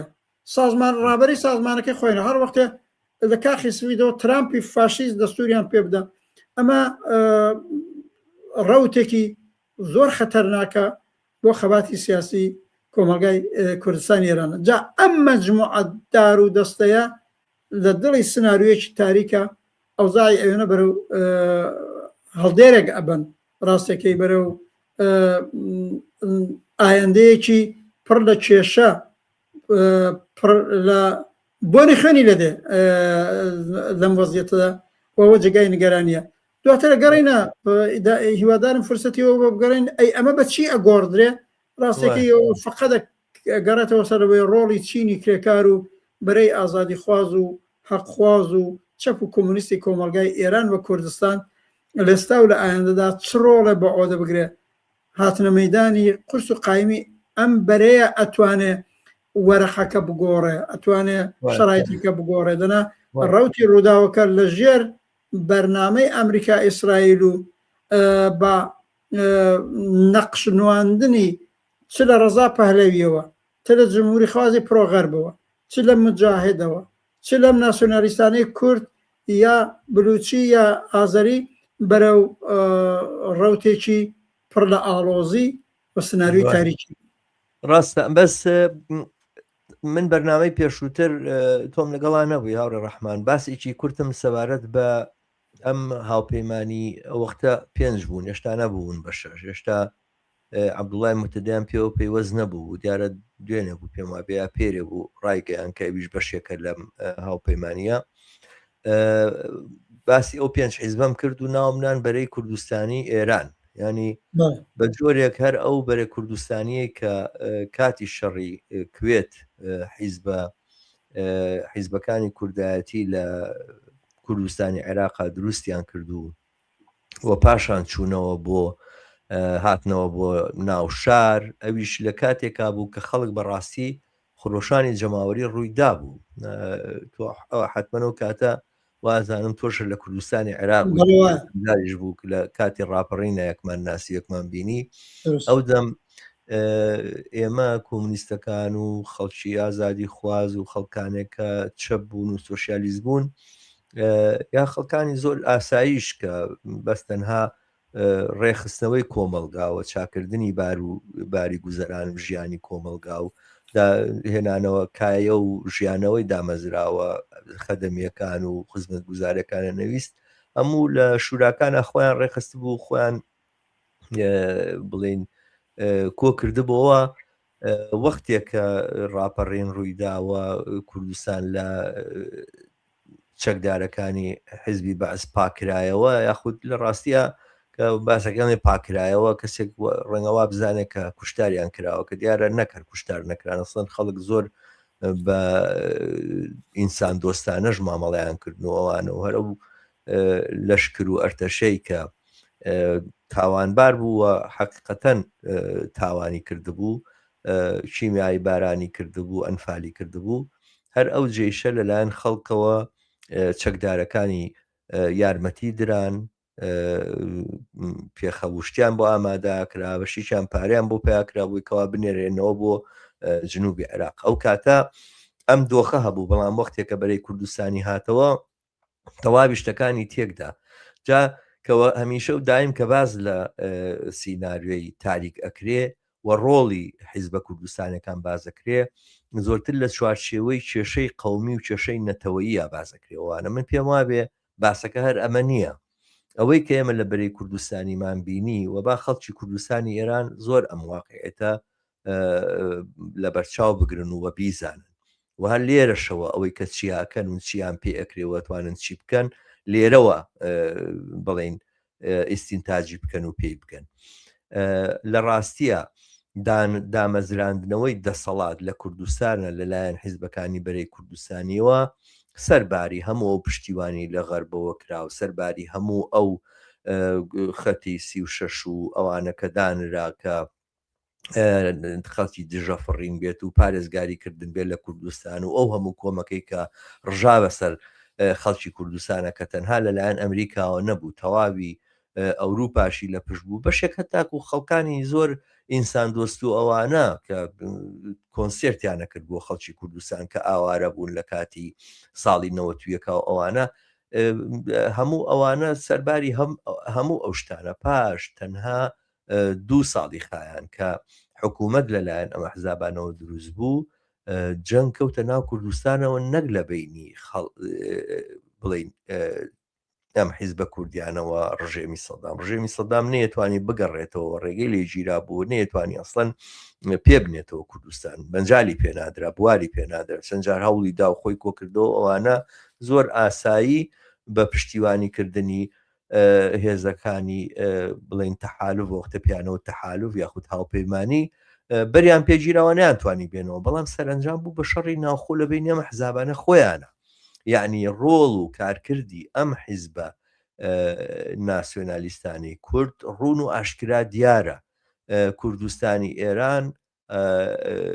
ئەبێتە مەیدانێکی تر و بێتە مۆدیێلێکی تر لەوەی کە لە کوردستانی عێراقا ڕوویداوە لەو بەشبوونەیە کە هەتا ئێستا کۆمەلگەی کوردستانی عێراق بەدەستێوە ناڵێنێ هەرێمی کوردستان ئێستا بڵین کەڵەکی سەر ئاوە کەس نازانێ چۆنی ئەم کۆمەلگایە بەڕێوە ئەبرێ سەرباری ئەو هەموو سەروەت و سامانەی لەم کۆمەلگایە هەیە خەڵکەکەی نەدار و خەڵکەکەی بەژمەینەت و خەڵکەکەی بێکار و بێ ئایندە و لە دۆخێکی زۆر نالەبارە ڕاگیراون فەرهەنگی کۆمەلگا بە تەواوەتی هاتووتە دواوە هەموو ئەمەش بەرهەمی دامەزراندنەوە و شکڵ پێدانەوەی دەسەڵات بوو لەسەرەوە لەلایەن ئەم حیزبانی کوردایەتیەوە ئەو بەشکردنەی دەسەڵات و ئەو پشتیوانی ئەو نەردوێنێ جۆم لێ بوو مستەفا هیجری پەیامی داوە بە هەموو چەکدارەکانی سەر بە ڕژێم کە وەرنەوە پاڵ ئێمە ئەمانە دووبارە هەمان ئەو پەیامانەم هاتەوە یاد کە وەختی خۆی بەرەی کوردستانی بۆ ئەنفالچیەکانی دەرکرد و هەمووی خێنانەوە ڕیزی خۆیان و ئەوانە و ئێستاش بەشێکی زۆریان لە هەولێر دانیشتون و ئەوانەوە تاکو ئەمرن پارەی پێشمەرگایەتی وەرەگرن گوایە پێشمەرگەی کوردستان بوون و بەشێک لەوانی کە قوربانیان داوە لە ڕێگەی کوردستانە لە حاڵێکان فالچی بوون ئەمە ئەو دۆخەیەکە ئەگەری ئەوە هەیە کە لە کوردستانی ئێرانە دووبارە ببێتەوە ینی باسی سیناریۆی تاریک هەرتەنها سیناریۆیەکی تاریک و شەڕی قەومی نییە خود ئەو ترس و مەترسیانە نییە کە لە پێکدادانی جارێکی تر دووبارە بوونەوەی ئەوەی کە لە نەغەدەیان ڕوویدا لە ساڵەکانی دوای 1970 ئەوانە شەڕی بینی کورد و تورک و ئازەری و ئەو کێشانە یاخود شەڕی بینی گروپە جۆر بە جۆرەکان کە هەریەک بەناوی نەتەوەیەک و تایەفەیەکەوە لە دژی یەکدانرێن و ڕائگیرن بەڵکو شەڕی بینی تەنانەدا مەحزابانە خۆشیان ئەگەرێکە کە دێتە پێشەوە ئەگەر خەڵک ئامادە نەبێ خەڵک ئەلتەرناتیو و بەدیلی خۆی نەهێنێەوە خەڵک خۆی کۆ نەکاتەوە و ڕێگە نەدا ئەمان لەسەرەوە دابنیشن بڕیاری چارەنووسی کوردستان بدەن. قسەکەی تۆ زۆر ڕاستە ئەم هاوپەیمانی کە دروستکراوە ڕاستە نێویانە ناوە بەرەی کوردستانی بەڵام قەولی خۆشیانە بڵێن فعلەن لەم سەرەتایەدا نیمچە بەرەیەکە و ئەیانەوێ بەرەو ئەو بەرەی بەرن لە زووتریشەوە باسی بەرەی کوردستانی دروستکردن هەر بەم نێوە لە نێویاندا مەترەح بووە هەتا وەختە جەریانی ئیبراهیمی عەلیزادە و ئەوانەش نەکرد لەم دەورەی یەک ساڵی ئەخیرە قەدیمتر مەیلی بەو چوونە نێوبەرەی کوردستانیەکی وا بووە ئەو وەخت هێشتا کونێم ئاخرین جوداییەی نێو حیزبی کۆمونیستی ئێران و کۆمەڵە ڕووی نەدابوو ئەرم هاوڕێیانەی حیزبی کۆمونیست و کۆمەڵەی کە ئێستا لە شۆڕای هاوکاریدان بەش بە حاڵی خۆیان ئەوەی من بیستومە نووسیویشیانە بە ئاشکراژ نووسیویانە مانع بوون کە ئەو بەنێوی هێزێکی چەپ کۆمەڵە پەلکێش کاتە نێوبەرەیەکی کوردستانی وە ئەوە بوو ماوەیەک مرکزی هاوکاری حیزبەکانی کوردستانیان بوو 4 لایەن بوون 2 حیزبی دموکراتی کە دوایی یەکیان گرتەوە 2 دانە زەحمەت کەشان کە ئەوان هەر ماون لە ماوەی هەژنۆ مانگی گوزەشتە 1 ساڵ ناوەندی دیالۆگیان بوو 7 جەریان بوون جەریانی تحتی مەسئولیەتی ئیبراهیم عەلیزادەشیان لەگەڵ بوو کە ئەو خۆی دیارە لە کاتەگۆری چەپیشان مەعرەفیەکە بەڵام ئەم یەککەوتنی ئەم 5 جەریانە ئەو نە ئاشکرایە لە ژێر ناکرێت نازانم نێوی بڵێم زەخت یان نێوی بنێم فشار بەڵام لە ژێر تەوسیە و ڕاهنمووی ئەمریکا و ئەوانەدا بوو ئەمانەی کە 15 ساڵ بوو نەیانەتوانی ناوەندێکی دروست و حسابی دروستکەن چۆنە لە ماوەی ئەم 2-3 هەفتەیە فەورەن یەکیان گرت و هاوپەیمانی 5 بەشیان ڕاگەیاند و دوێنەش عەبدوڵڵا موحتەدی دوای ئەنواعی شەرت و شروتی بوو بەڵام شەرت و شروتەکانی کەنار و پێیان پێوە بوو دەقیقەن ئەوەیە ئەمریکا پێی وتون من لە کەناڵی ترۆ بیستون پێی وتون دەبێت یەک بگرن ئەبێ لەگەڵ یەک بن ئەگەر لەگەڵ یەک بن جا پوڵتان پێدەین ئیمکاناتتان پێدەین ئەسلحەتان پێکەین پشتیوانیتان لێکەین و ئەمڕۆ ترامپ بتوێتی لە عەمەلیاتی نظامی ئەوانش پشتیوانیەکەین بە ئامار و ئەرقامی سەرسوڕهێنەرە لەم 7 ڕۆژەیە ئیمکانیان بەدەست گەیشتووە یعنی بەرخلافی ئەو درۆ گەورەی کە گوایە ئەمە مەسڵەتی گەلی کورد و خەڵکی کوردیان لە پەرچاو مەتڵەقەنەوە نییە دەنەچە یەککەوتنەکەشیان من پێیان بێ فعلەن کاتیە تا عاقبەت ئەمریکا ئاوڕێکیان لێ بداتەوە و کۆمەکیان بکاو لە دڵی ئەم شەڕەی کە داسەپاوە بەسەر کۆمەلگای ئێرانە کارێ بکە ئەوان بەهێز بن و بچنەوە لە چوارچەوەی کوردستانی ئێرانە بەدەسەڵاتێ بگەن دەنەچە بە کۆمەڵانی خەڵک بزانن یەککەوتنەکەشیان ڕەبتی بە مەسلحەتی خەڵکەونیە و حتا یەککەوتنەکەیان پیلانێکە لەم نەپرسی شاید پیلان کەلیمێکی باش نەبێت یەککەوتنەکە بۆ بربەرەکانی لەگەڵ حەقخوازی خەڵکی کوردستانی ئێران کە ئەڵان زیاتر واردیە بین مەسەلەن هەرم نمونەی عەبدوڵڵا موحتەدی دوێنە پەیوەست بوو دوای ئەو تەلەفۆنەی ترامپە بۆ مستەفا هیجری عاقبەت زانیوێەوە دیارە ئەم پێنجەریانە ئەمریکا خەریکە بە ڕسمیەتی ناسێ ئەگەر ئەویتیانە بە سەری بێکڵاوە مێنێتەوە بە سوورەتەکە لە نێو ئەم ئەناسوری ڕابەری جەریاناتی ناسیۆنالیستی کورد لە ماوەی 15 ساڵی گوزەشتا عەبدوڵڵا موتەدی لە هەموویان زیاتر حەولی داوە خۆ لە ئەمریکا نزیک کاتەوە و هەر لە ماوەی ئەم دوو مانگەیە بە 2-3 جار پەیامی جۆراوجۆری ڕاستەوخۆ ئاراستەی ترامپ کردو. ترامپ ئاوەڕی لەو نەداوە ئاوەڕی لە مستەفا هیجری داوە چونکی گویا دەڕاسی ئەم پێنج بەشە ئیتر ئەوانش فەورەن بۆەوەی لەگەڵ ئەم ڕەوتە دوانەکەون دوێنێ علامیان کرد پەیوەستە بن. ئەوە بەشێکیەوەیە کە لەم سناریۆی تاریک و شەڕەی ئێستادا ببنە پیادە نظامی ئەمریکا و بە دنێویەکی گەورە بۆ خۆیان سەبتەکەن هەتا لە ئاستی جەهانی و منتەقەیدا. بەشی تری ئەو لایەنەی تۆ باسەکەی فەرزکەین ئەمانە لەژێر پشتیوانی ئەمریکا و ئیسرائیلوانە کوردستانی ئێرانیش بە کۆنتترۆل دەرێنن خۆیان دابسبێنن هەر زۆر زوو ئەو کارە ساتانەیە کە یەکێتی و پارتی بەسەر خەڵکی کوردستانی عێراقیانێنا لە هەناوی شەڕی ناوخۆیی و دوای شەڕی ناوخۆی ئەمانە خراپتریش تکرارێکەنەوە. ئەگەر لەوێنە فقط دوو هێز بوون و دوو سەرکردەی دیاریشیان تیا بوو جەلال تاڵبانی و مەسعود بارزانی یانتوانی بسازێن و توانی شەڕ بکەن ئەمان ئەڵان 5-6 و هیچ کەسیشیان ئەویتر بە ڕسمیت ناناسێ دەرنەچە هەمە کەونە ژیانی یەک هەمە کەونە گیانی کۆمەڵگا و بە تایبەت ئەمانە بەرەیەکی زۆر خەتەرناکە بن بەرابەر بە بەرەی چەپ بەرەی سێکۆلار بەرەی ئازادی خواز بەرەی حەقخواز و تووشیانە بۆ ئاگداریت مەسەرەن خالیدی عەزیزی وتەبێژی حیزبی دموکراتی کوردستان و زاهرەن یەکێ لە بنیادەمە تەحسیلکردەکانیشیانە لە ئەوروپاوانە ڕسمەن ئەلامی کردووە توێتی ئێمە لەگەڵ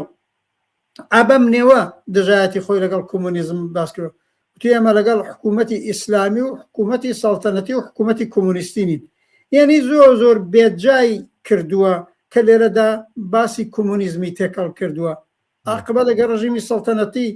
سابقەیەکی خوێناوی بە قەولی خۆیان 2500 ساڵە بۆ خەڵکی ئێران سەرنگونی کردوون. ئەگەر ڕژیمی جمهوری ئیسلامی 47 ساڵە ئێرانی کردووە بە زندانێک لە عەلەی کۆمەڵانی خەڵک عاقبەت بەرەی چەپ و ئازادی خواز و کۆمۆنیستی جامعی ئێران لە ئینقلابی مەشروتیەتەوە کە کاتە 120 ساڵ لەوە پێش تا ئێستا هەمیشە بەرەی عەداڵەت خواز بەرەی بەرابەری خواز و حتا وەبیری بێنمەوە 6 مانگ لەوە پێش کە هەرم حملەیی بە چەپ کردبوو یەکێ لە کادرەکانی خۆیان کەسێکە کاڵام وەتە ژۆرنالیست و تەحلیلگەر هێمن سەیدی نێوەکەشیە ئەو لێ هاتە جواب لەم خالید عەزیزیە وتی تۆ زۆر بە قەولی ئەو بێسفەت بووی بەرابەر بە زەحمەت و ئەرک و نەقشی پۆزیتیوی ڕەوتی چەپ لە دفاع لە بزوتنەوەی کوردستان و لە دفاع لە خودی حیزب دموکراتی کوردستان زمانێک قاسم لوەکەیان ئیدعای سۆسیالیست بوون و سۆسیال دموکرات بوونی ئەکرد یعنی لێشتاوە لە ئێستاوە دەستیان بە هیچ کەپەن نییە خەریکن ڕێگ و ڕیشەکانی حیزبی دیموکراتی کوردستانی ئێران ناگەڕێتەوە بۆ توودا ئێسەقینەکە ئەو ئیتر هەر کەسێک ناوی بەخۆی بڵێ سۆسیالیستوانە هەمووی حسابەکە آخر ینی لە ڕاستیە لە کوردستانی ئێرانە کۆمونیستەکان لە غەیری قوربانیدان بۆ لە دژی تاوانکاران لە کوردستانە چ تاوانێکیان ئەنجامداوە لەکوێیە ئەتوانی تۆ معادلیان کەیتەوە لەگەڵ سەڵتەنەت تەڵەب و لەگەڵ جمهوری ئیسلامیە ینی لە بەرامبەر جمهوری ئیسلامیە لە بەرامبەر سەڵتەنەتیشە هەمیشە و داین کۆمونیستەکان لە کەنار خەڵکی کوردستان ئاوەستاون لە دژی ئەو دەستگا و بڵێن دەوڵەتە داپۆسەران تەمان وتم ئەم قسەی خالید عەزیزی زۆر بێ بایەخە و زووتریش کردوویەتی ئەوە لەو بابەتەوە بە جێگایەکی ناگەێنێ ئەتفاقا ئەگەر لێرەدا کۆتایی دێنم بەم بەشە پێم خۆشە بچینە سەر ئەو بەشەی کە بووە لەم وەختەدا ئەمریکا ئەمان تەسلیحەکە و ئەگەر ئەم کارە بکرێ و خەریکن ئەیکەن چ زەربەیەکی قورس لە ڕواڵەتی حەقخوازانی بزوتنەوەی سیاسی و اعتراضی لە کۆمەلگای کوردستان هادن کە لە سەردەمی شۆڕشا بە کوردستانیانەوە سەنگەری شۆڕش بەرحاڵ یا تۆ تەمەشای کە 3 ساڵ لەوە پێش ئەو ئاخێزی دوای قەتڵی ژینا ئەمینی ئەو خەباتە حەقخوازە چەپگەرە عەداڵەتخوازی کە لە کوردستان و سەراسەری ئێران بە ماوەی 2-3 مانگ پەرەیگرت چەندە ڕواڵەتێکی شەفاف و ڕۆشن و حەقخوازی بوو لە سەراسەری دنیا لە کام وڵاتی دنیا لە کام پایتەخت ئەکسی ژینا بەرز نەکراوە و دفاع لە خەڵکی کوردستان نەکرا. دروست تەمەشا بکە ئێستا وەختی ئەبیسنەوە کە ترامپ و نەتانیاهوو قەرارە بسازێن لەگەڵ سەرانی ئەحزابی ناسیۆنالیستی کورد هەر وەک ڕەزا پەهلەوی پێبێ ئابڕوو بوو بە پەرچەمی ئیسرائیلیان بردە نێو تەظاهراتەکانیان ئەمانیشی پێبێ زیاتر پێ ئابڕووچوو ئەبن و ئەڵبەتە لە زەمینی واقعا گەر ئەم کارە بکەن زەربەی قورسەوە شێنن لە خەباتی حەقخوازانی خەڵکی کوردستانی ئێران جا دەرنەچە منیش پێم وابێ ئەو لایەنەی کە تۆڵی دواتر ئەمانە لە نێو کوردستانی ئێراندا ئەبنە مڵۆزمی خەڵکی ئازادی خواز و حەقخواز و ڕەنگە زۆر کارە ساتی نالەبار بەسەر کۆمەلگای کوردستانی ئێرانەدا سەبەن کاملەن حەقدا کاملەن وایە ئەوە ئەگەر مەجال بێ من دواتر لەسەر ئەم بەشەی ئەمادە نظامی ئەمریکا و ئیسرائیل تۆزیحی زیاترم هەیە. زۆر باشە من پێم خۆشە زۆرتر لەسەرەوە بدوێن بەڵام لە قسە و باسەکاندا زۆر باسی حیزبی دیموکرات منی شەروا باسی حیزبی دیموکراتمان کرد و باسی عەبدوڵای مودەدیمان کرد بەڵام بیرمان نەچێت لەم بینەیە هێزێکە بە ناوی پژاکەوە هەتاکو ئێستا باسی کۆمەلگای دیموکراتی و باسی برایەتی گەلان و باسی بەڕێخۆ بەڕێوە بردنیە کرد و باسی ئەوەیە کردووەوانە ئەویش بە جۆرە لە جۆرەکان لەم بازاڕی خۆچەکدارکردن بە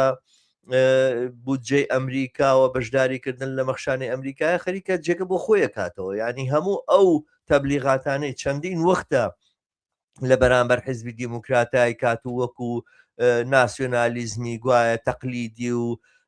ناسیۆنالیزمی بەرچاوتەنگ و ئەوانە باسیە کردووەوانەوە بە جۆرێکتەوە هەمێکی لەناو بەشێکیش لە هەسوڕاوانی مەدەنی کوردستانە دروست کردووە کام حیزبە گوایە بۆ کۆمەلگای دیموکراتی و بەڕێوەبردننی کۆمەلگا لەلایەن خەڵک خۆیەوە و یاخود ڕێخستنی خەڵک لە خوارەوە و لە ناو جەرگەی کۆمەلگاوە ئەمانە خۆی بەم پەیامەوە هەڵەواسی گوایە هەر بە خاتری ئەمەش بوو بە خاتری ئەم ڕەوتە بوو کە هیچ کاتێک باسی لە ڕووخاندنی جمهوری ئیسلامی ناکرد و قسەی لەسەر گۆڕینی دەسەڵات لەسەرەوە ناکرد و قسەی لەسەر دامەزراندنی دەسەڵاتێکی خەڵکیە کرد و ئەمانە ئەمڕۆی بینی نەویش هەتوتە پەنا ئەم هێزانەوە خەریکە لەگەڵ ئەمانە لە بەروبوومەکانی ئەم هاوکاریە لەگەڵ ئیسرائیل و لەگەڵ ئەمریکاوانەیە بەشداریەکە کە ئەمە بەڕاستی حەقی ئەوەیە زۆری لەسەر بوترێ لەلایەن سۆسیالیست و چەپ و کۆمونیستەکانەوە ممکنە بەشێک وا بزانن کە پژاک ناتوانێت ئەو هێزەوێ بەڵام بەرحاڵ بەو تەبلیغاتانێک ئەوەنە ساڵە کردوێتی تەوهمێکی لەلای بەشێک لە خەڵک دروست کردووە کە ئەمانە یانەوێ ڕێکخراوەکانی کۆمەلگای مەدەنی پێک بێن و گوایە فۆنکسیۆنی جۆر بە جۆر لە ناو کۆمەلگایە ساز بدەن و گوایە ژنژیان ئازادی دروشمێک بۆ ئەوان بەرزیان کردوێتەوە ئەمە واقعیتێکە کە پێویست بۆوە کە قسەی لەسەر بکرێ من پێم خۆشە زۆرتر لەسەر ئەمە بڕێ بۆچی ئەمڕۆ ئەم ئەحزابانە بۆ هاتوونەتە ئەمە لەم نێوەشە پژاک ڕۆڵی چییە؟ من با بڵێم خودی ئەم شەش جەریانی ئێستا بوونەتە هاوپەیمان بە تۆری واقعی چۆن بڵێم ناسازگاری زۆریان لەگەڵ یەکتری هەیە جارە وەڵەن دووسێ جەریانیان بەڕاستی جەریان نین ئیترەوە لەبەرەوەی پوڵ و پارە و ئەسلحەیان بەدەست گەیاندون و لە لەم ساڵانە لە کوردستانی عێراق مامنۆتۆ و لەژێر سێبەری دەوڵەتی ئیقلیمە نێوی خۆیان ناوە حزبی سیاسی خەباتی بەتایبەتی لەژێر دەستی پارتیە لەژێر دەستی پارتیە هەروەوە وەک دەستکەلایەک ڕاگیراون بۆ ڕۆژێکی ئاوە بەڵێ خەباتی ئیسلامیمان هەیە کە وەختی خۆی شێخ جلالی حوسەینی باوکی ئەم بابا شێخ کاڵان سکرتەریانە دروستی کردبوو هیچ وەک لە هێزێکی چەکداری محەلی منتقەی بانە بولاوەتر نەچوو و هیچ وەختی جزوی معادلەی سیاسی و خەباتکارانەی کۆمەلگای کوردستانی ئێران لە ساڵی 79 تا عاقبەت ساڵی 90ەکان و ئەوانە کە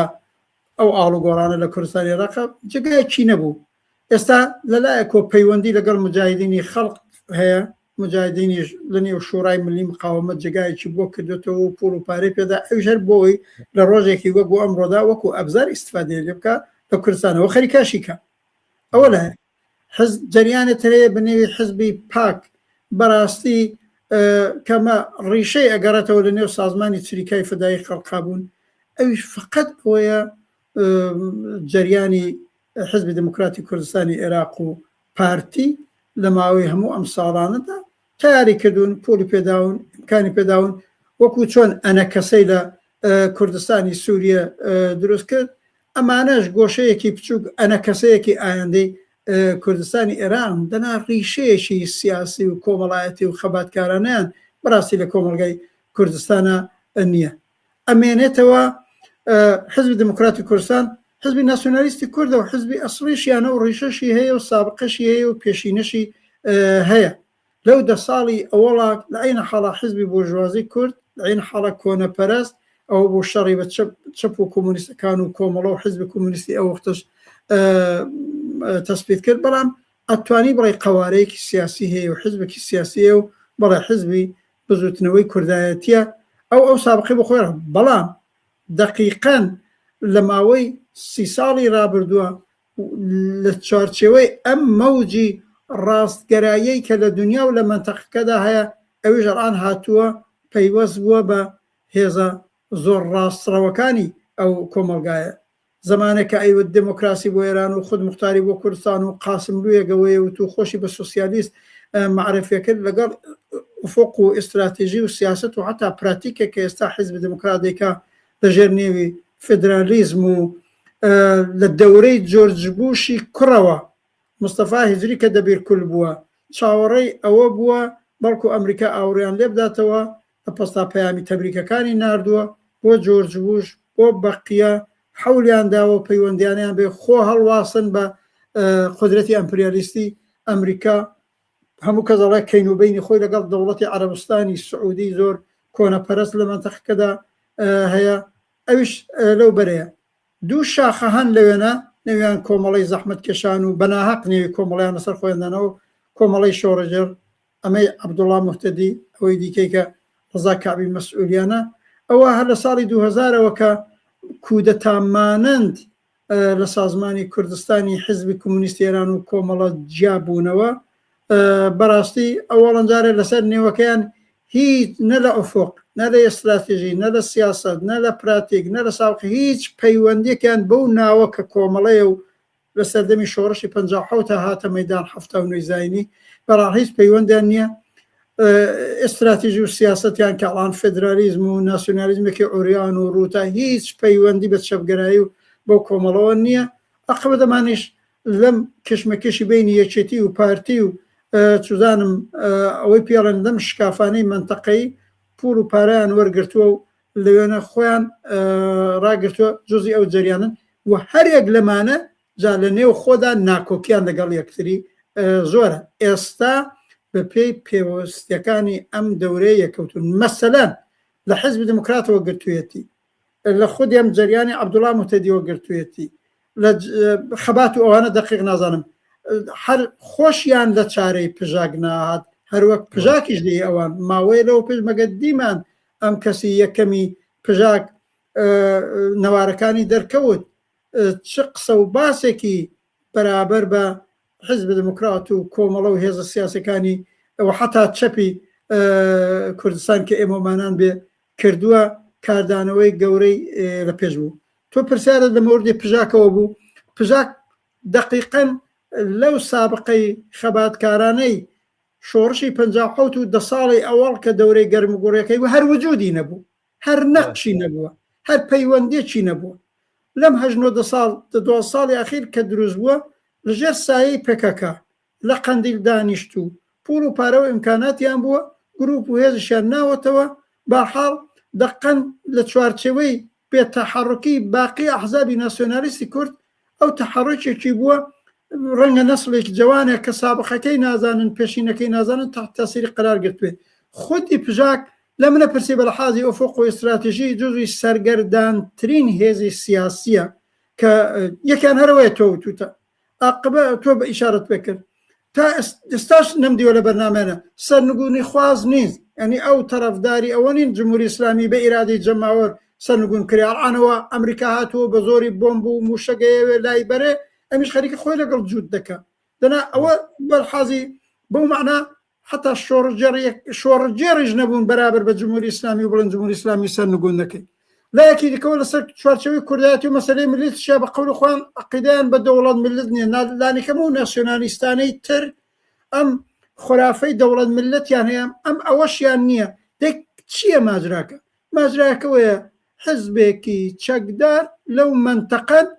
کام دەوڵەت کام هێز لایەن لەگ بکاتەوە بە پێی مەسلحەتی سازمانەکان خۆی لەگەڵ جوود دەکەن ئێستا وایە دقیقاً بە پێی ئەم مەسلحەتەیە هاتوونەتە پای هەماهەنگی لەگەڵ حیزبی دموکرات و ئەم جەریاناتی تر و بەڵکو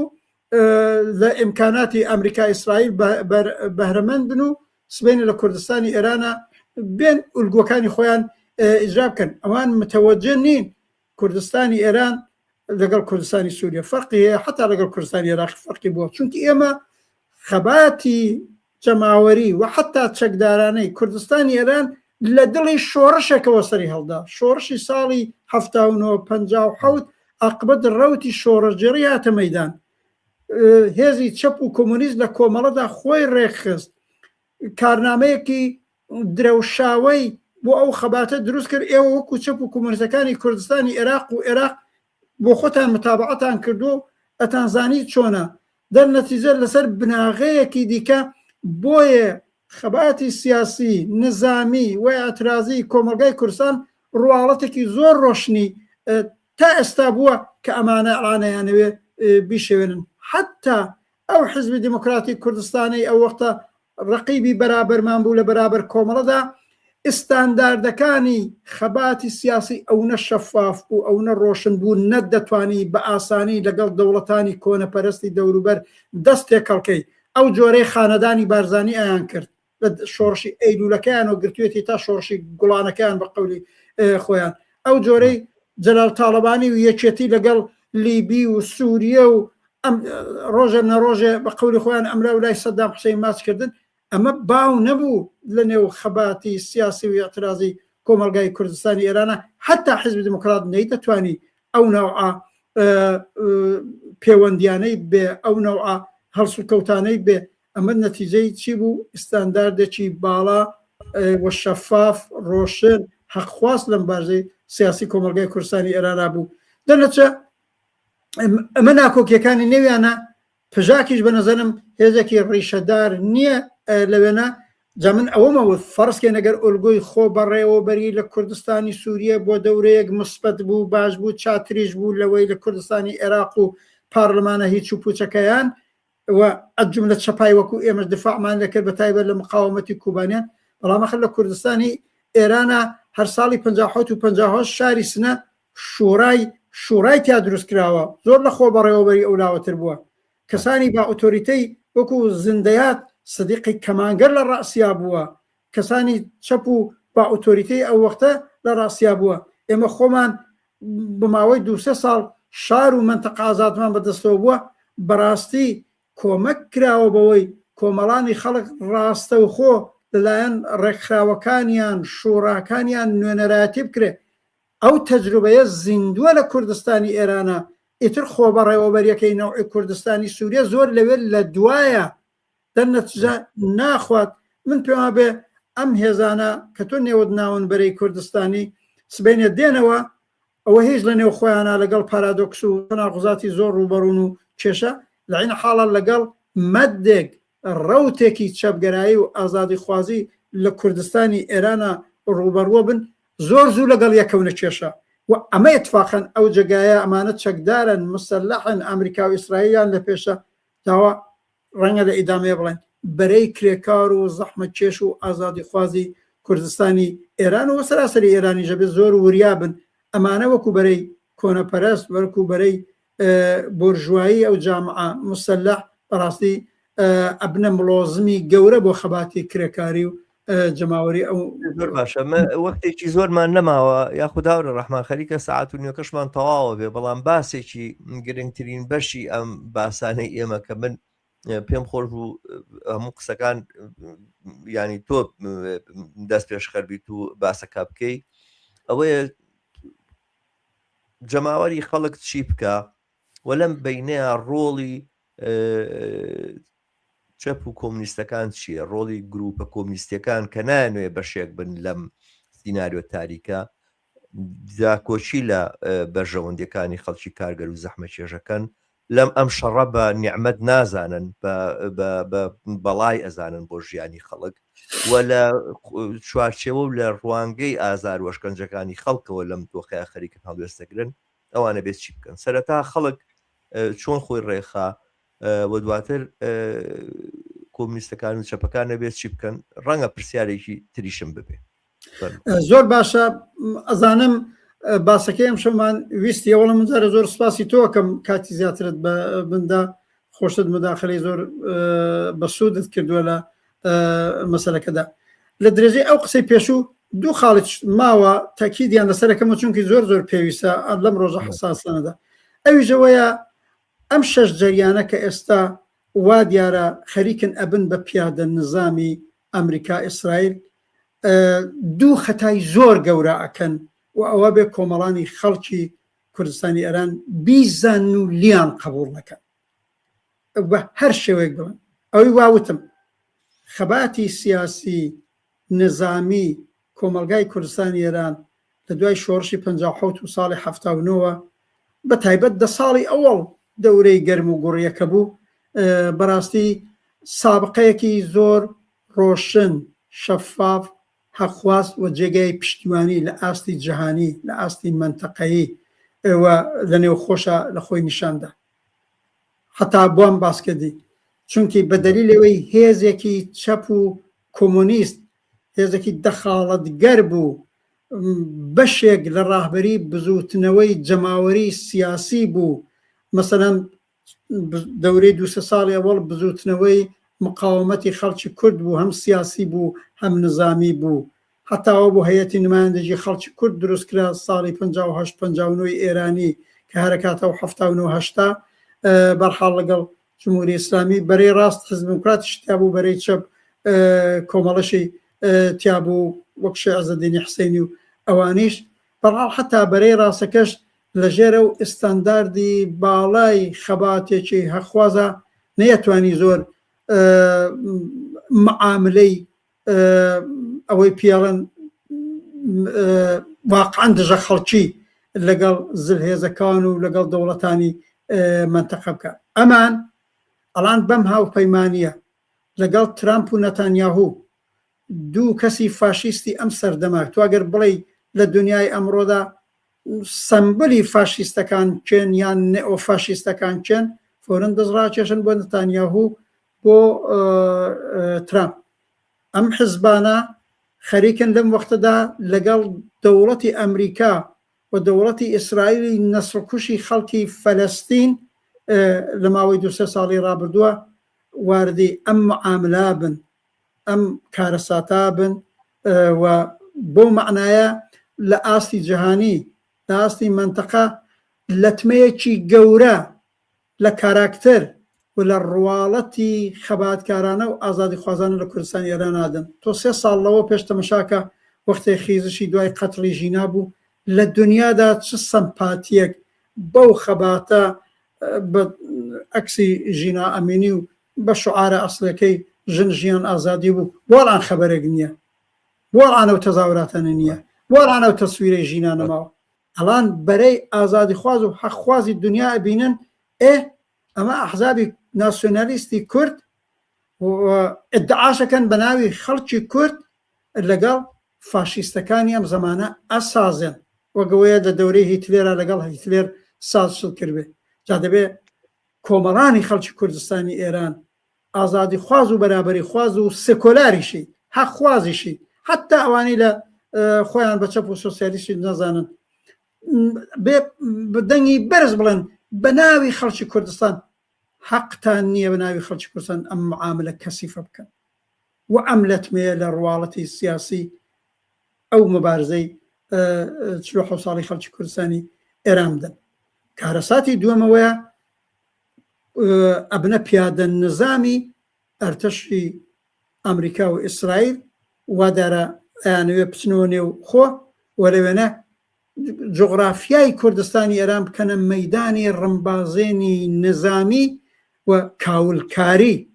و قەتعەن جمهوری ئیسلامی هەتا بڵێ دژە ئینسان و دژی خەڵکی کوردستان ئەمەی ئەوان گرێدراوی ئیسرائیل و ئەمریکا بن لە هیچ دەست ناپارێزێ نەک لە هێزی چەکداریەوان دەست ناپارێزێ بەو بیانوە شارەکانی کوردستان خاپورەکە هەرو جۆرەی سەدام حوسەین ئەی کرد دێهاتەکەی خاپورە کرد شاری خاپورە کرد دەستی ڕاناگرت و بۆمبارانی شیمیایی حەڵەبجەیە کرد. ئەمانە دووسێ خاڵن و خاڵێکی دیکەش بەوە مەربوتە ئەمانە حەوت جەریان بوون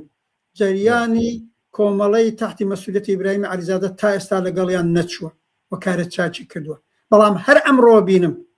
باڵێکی ڕاستڕە و لە نێو جەریانەکەی ئیبراهیم عەلیزادەیە فشاری هێناوە کە بێ پەیوەست بین بەم شەش جەریانەوە. جەریانی تحتی مەسئولیەتی ئیبراهیم عەلیزادە کە خۆی لە کاتاگۆری چەپ و حتا کۆمونیزم معرەفیەکە ئەگەر واردی ئەم هاوپەیمانیی شەش جەریانە بووە کارەساتە بۆ خودی سازمانەکەی خۆی بۆ سابقەی بۆ پێشینەی و بەرحاڵ کۆمەککردنی ئەم شەش جەریانە تا مەغز و ئسقان کۆنەپەرستەی سەرنوێشت گرێدرا و بە ترامپ و بە چی پێڵن نەتەنیاهووە لەم باڵی ڕاستڕەوی نێو جەریانی عەلیزادە کەسیان نووسێتی ئەگەر ئێمە پەیوەست نەبین بەو شەش جەریان ئەمە کارەساتە بۆ کۆمەڵە نەڵم ئەو کۆمەڵی تحتی مەسئولیەتی ئەوە بەڵام ئەڵم پەیوەستبوونیان اتفاقەن کارەساتە پەیوەستبوونیان کارەساتە و ڕێگەیان بۆ کراوەتەوە بێن پەیوەست بن بە شوڕای هاوکاری چەپ و کۆمونیستەکانی کوردستان بێنم باڵە تەقویەت بکەن ئەوە لەو بابەتەوە ئەمە درێژەی کێشا بچمە سەر ئەسڵی قسەکەی تۆ لەم دەورانەدا دقیقاً ئاڵوگۆڕی ئێران زۆر گەورەیە ئاڵوگۆڕی جدی لە کۆمەلگاکە و لە کوردستانیشا بەڕێوەیە بەڕاستی خۆ بەرەی چەپ و کۆمونیستی چی کوردستان چ سەراسەری ئێرانیش لەم 5 ساڵەیە حەول دراوە شورای هاوکاری چەپ و کۆمونیستەکانی کوردستان دروست بێ شورای هاوکاری چەپ و کۆمونیستەکانی سەراسەری دروست بێ تا ئێستا یەکسری کارکراوە مثبەتە بەڵام نەبوو پێش ئەم دەورە و نەبوو ئەم دەورەی تا بەسەر بن ئەسڵەن جوابگو نییە دەنسە زۆر کەسم پرسیارەمان لێکەن هێزی چەپ و کۆمونیستەکان بۆ لە ئاستی پێویست دەرناکەون بۆ لە ئاستی پێویست مەترەح نین بۆ وەک بەدیل چاویان لە نەکرێت ئەو پرسیارە زۆر حەقە ئەو پرسیارە زۆر ڕەوایە هەم بەرابەر بە چەپ و کۆمونیستەکانی سەراسەری ئێران و ئەجم لە حزبی ئێمەش وەکو حزبی کۆمونیست کارگەری حکومەتیست هەم لە کوردستانیشە دەرنەتیجە من پێم وابێ ئەڵێ چکردن ئەوەڵین کار ئەوەیە چ شورای هاوکاری چەپ و کۆمونیستەکان لە کوردستان چ شورای هاوکاری چەپ و کۆمونیستەکان لە ئاستی سەراسی ئەبە شێوەکاری بگۆڕێ ئەبە شێوەی مەترەحبوونی ڕوو بە کۆمەلگا بگۆڕێ ئەویش چییە ئەبێ بە تەوەقع و ئینتزارە کە ئەمڕۆ کۆمەلگا هەیەتی وەک بەدیل تەمەشای بکرێ ئەم بەحسە لەنێو هەردوو شورای هاوکاریەکە هەیە ڕابەری و بەدیل لە نێو خۆ لە نێو بزوتنەوەی کاریگەری و بزوتنەوەی جەماعەری شکڵەگرێ ئەوە حەقە وایە کەس ئای نەکردو ئەم دوو شورای هاوکاریە وەک ڕابەری بزوتنەوەی کاریگەری ئێران خۆی معرەفیکایە وەک ڕابەری بزوتنەوەی کاریگەری و جەماوەری کوردستان ئێران خۆی معرەفیکە بەڵام حەقمان هەیە ئێمەی کە لە موقعیەتێتر لە تەبعید لە ئوروپا ئیمکانی کۆنفرانسمان هەیە ئیمکانی نووسینەوە و تەدوینی پلاتفۆرمێک کە 2 مانگلەوە پێشتە کۆنفرانسی شورای هاوکاری بەنێوی منشوری سەرنگونی شۆڕجێرانەی کۆماری ئیسلامی و حاکمیەتی شورایی لە ئێران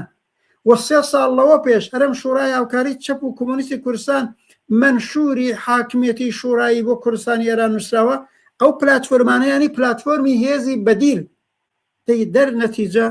منەڵم ئەوەڵین کار ئەوەیە لەم ئاستێکی ماکرۆ شورای هاوکاری چەپ و کۆمونیستەکانی سەراسەری شورای هاوکاری چەپ و کۆمونیستەکانی کوردستان وەک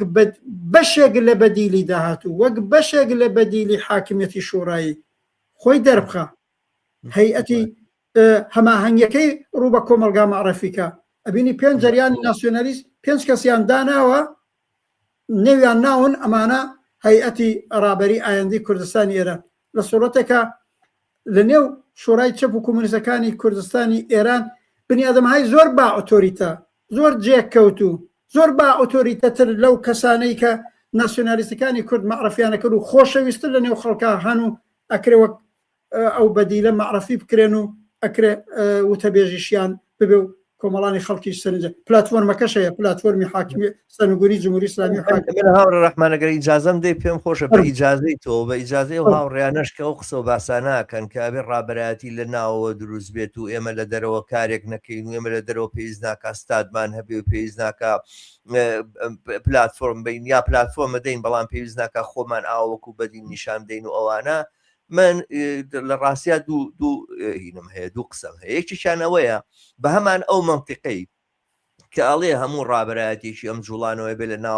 لە ناوە دروست بێت و لە ناو کۆمەلگاوە خەڵک خۆی ڕابەرایەتی خۆی بکات و ئەمانە بە هەمان ئەم منتیقە ئەسڵ نەبێ حیزبەکەشیان هەڵوەشێنەوە ینی تۆ کە حیزبێکی سیاسی دروست کردووە و ئەم حیزبە سیاسی ڕابەری هەیە و ئەم حیزبە سیاسی قسەکەری هەیە و زمان حاڵی هەیە بۆ ناتوانێت 5 حیزب بەیەکەوە کۆ ببنەوە لە ناو چوارشێوەیەک و هاوپەیمانیەکە زمان حاڵێک قسەکەرێکیان هەبێ چێرێژیان هەبێ نوێنەرێکیان هەبێ ئەم نوێنەر ئەتوانێت بگۆڕێت توانێت هەردوو مانگجارێ کەسێک دابنێنەوەوانە لەو ئەحزابەنەکەەوە پێکەوە کارەکەن لەبەرەوە ئەمە هیچ منتقێکی تیانە و هیچ لۆجیکێکەمە قبول ناکە ئێمە بە خاتری ئەوەی کەوا بێ ڕابەراتی لە ناو دروست بێ ئەمە لە دەرەوە ئەمە ئیتیلافە نەکەین و ئەم شێوازە خۆمان دەرنەخینەوەوانە ئەمەیان یەک دووەمیان تۆ کە بانگەوازەکەی خەڵکی کارگەر و زەحمە کێشێک کە لە ژێر قورسایی گەورەترین داپلۆسین و هەڕەشەی ژیانایە ئەوانە خۆیان ڕێخەن و سازمانەکانی خۆیان پێک بێن و یەک بگرن و کۆ ببنەوە خۆیان ڕێکخراوکەن تۆ لە دەرەوە بۆ ناتوانانی خۆڕێخی تۆیە کە ناتوانانی چوار جەریان کە هەمووتان بە یەک زمان و بە یەک مستەڵەحات و بە یەک تێرم و بەشێک بە یەک بەرنامە قساکەن و تەنانەت لەسەر بەرنامەی ئاڵوگۆڕی ئایندەی ئێرانی ژێکتان گرتووە ئێوە کە ناتوانن بە یەکەوە کۆ ببنەوە بەچێ لۆژیشێک دەتوانن بانگەوازی خەڵک بکەن خۆی ڕێکخراو بێ ئەگەر ڕێکخراو بوونەوەنە ئاسانە ئێوە لە دەرەوە کە بۆتان هەیە لەگەڵ یە قسە و باسکەنەوە ئێوە بۆ خۆتان ڕێک ناخەن یەکەم جار بەهەرحاڵ بەمبەسمەوەیە کە ئەم جۆرە پاساوانەک ئەهێنرێتەوە ئەوەی کە نابێتتر بە ئەم پاساوە هەر کەسێک بێنێتەوە لەگەر ڕێزی تەواوم بۆ تەقدیری تەواوم پێزانینی تەواوم بۆ هەموو ئەو مقاومەت و ئەو دلێری نیشانیان داوە و هاوڕیانە چەندین ساڵە بەڵام بەڕاستی هەڵەیەکی زۆر زۆر گەورە و کوشندە ئەنجامەدەن ئەکەن لەم ڕۆژەیە کە نایەنە پای ئەوەی کە بەم شێوازە چەپ و کۆمونیستەکان خاوەنی زمان حاڵێک بن و خاوەنی نوێنەراتێک بن کە دەریان خادا ئاسی کۆمەلگایە یعنی جوڵانەوەکان بە دەموچاوەکانیان ئەناسرێنەوە جوڵانەوەکان بە پەیامەکانیان ئەناسرێنەوە بەڵام کەسانێک پێویستە لە پێشەوە بن بڵێن ئەمە پەیامی ئێمە وان کارانە ئێمە ئەنجامی دەین و ئەیکەین وەکو بەشێک لەو جوڵانەوەی کە ئێوێ ئایندەی ئێران ڕۆڵی هەبێت و ئەوانە ئەو بەشە ڕێکخراوەی کە بە ناچار لە دەرەوەی وڵاتە بە ناچار لە منفایە بە ناچار ناتوانێت دەستی بگا بە ناو کۆمەلگاکە وەکو ئەو بەشە خۆڕێخستن سەرەتاییترین و ئەلفوبێی سیاسەتێک و ئەلفوبێی تاکتیکێک کام ڕۆبگیرێت من بە لێرە ڕوونکردنەوەیەک بدەم مشکلەکە وەنیە لەن ئەم جەریاناتەڵان 6 جەریانی چەپ و کۆمونیست لە سەراسەری 4 جەریانیشن لە کوردستان ناتوانن لەگەڵ یەکتری اتفاقاً ئەتوانین دیالۆگ بکەین اتفاقاً بە دەلیلەوەی مەسەلەن نەو شوڕای هاوکاری سەراسەری ئەڵانەوە لە 2010 تقریباً 8 ساڵ خەریکە لە عمری گوزەرێ اتفاقاً لە ئەوڵۆ گرێوگۆڵ زۆر بوو الان هەواهەنگی زۆر بەوجود هاتووە تا ئەو جێی ترەوە بۆ خۆت 2 مانگ لەوە پێش حزود بوو لە کۆنفرانسەکەدا مهمترین پلاتفۆرم کە پلاتفۆرمەکە ئەوەیەڵێ سەرنگونی شۆڕە جێرانەی کۆماری ئیسلامی دەستەبەری کردووە حاکمیەتی شۆڕایی ئایندەی ئێران لە 16 خاڵاوتوێتی ئەم حاکمیەتی شۆڕاییە چۆن پێک دێ و چی ئەکا ئقداماتی فۆرەکانی پلاتفۆرمێکی کاملە حتا بۆ دەوڵەتێک ئەگەر دەوڵەتێکی موقتی شۆڕایی ئەعلامکە لە جیاتی دەوڵەتی گوزاری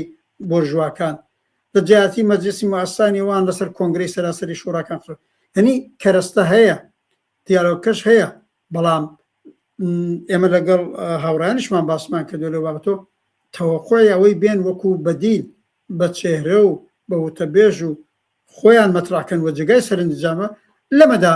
جێگای بەحث ماوە بۆچوونی جۆرا و جۆر ماوە و ئەلبەتە باسەکەی مەترەحە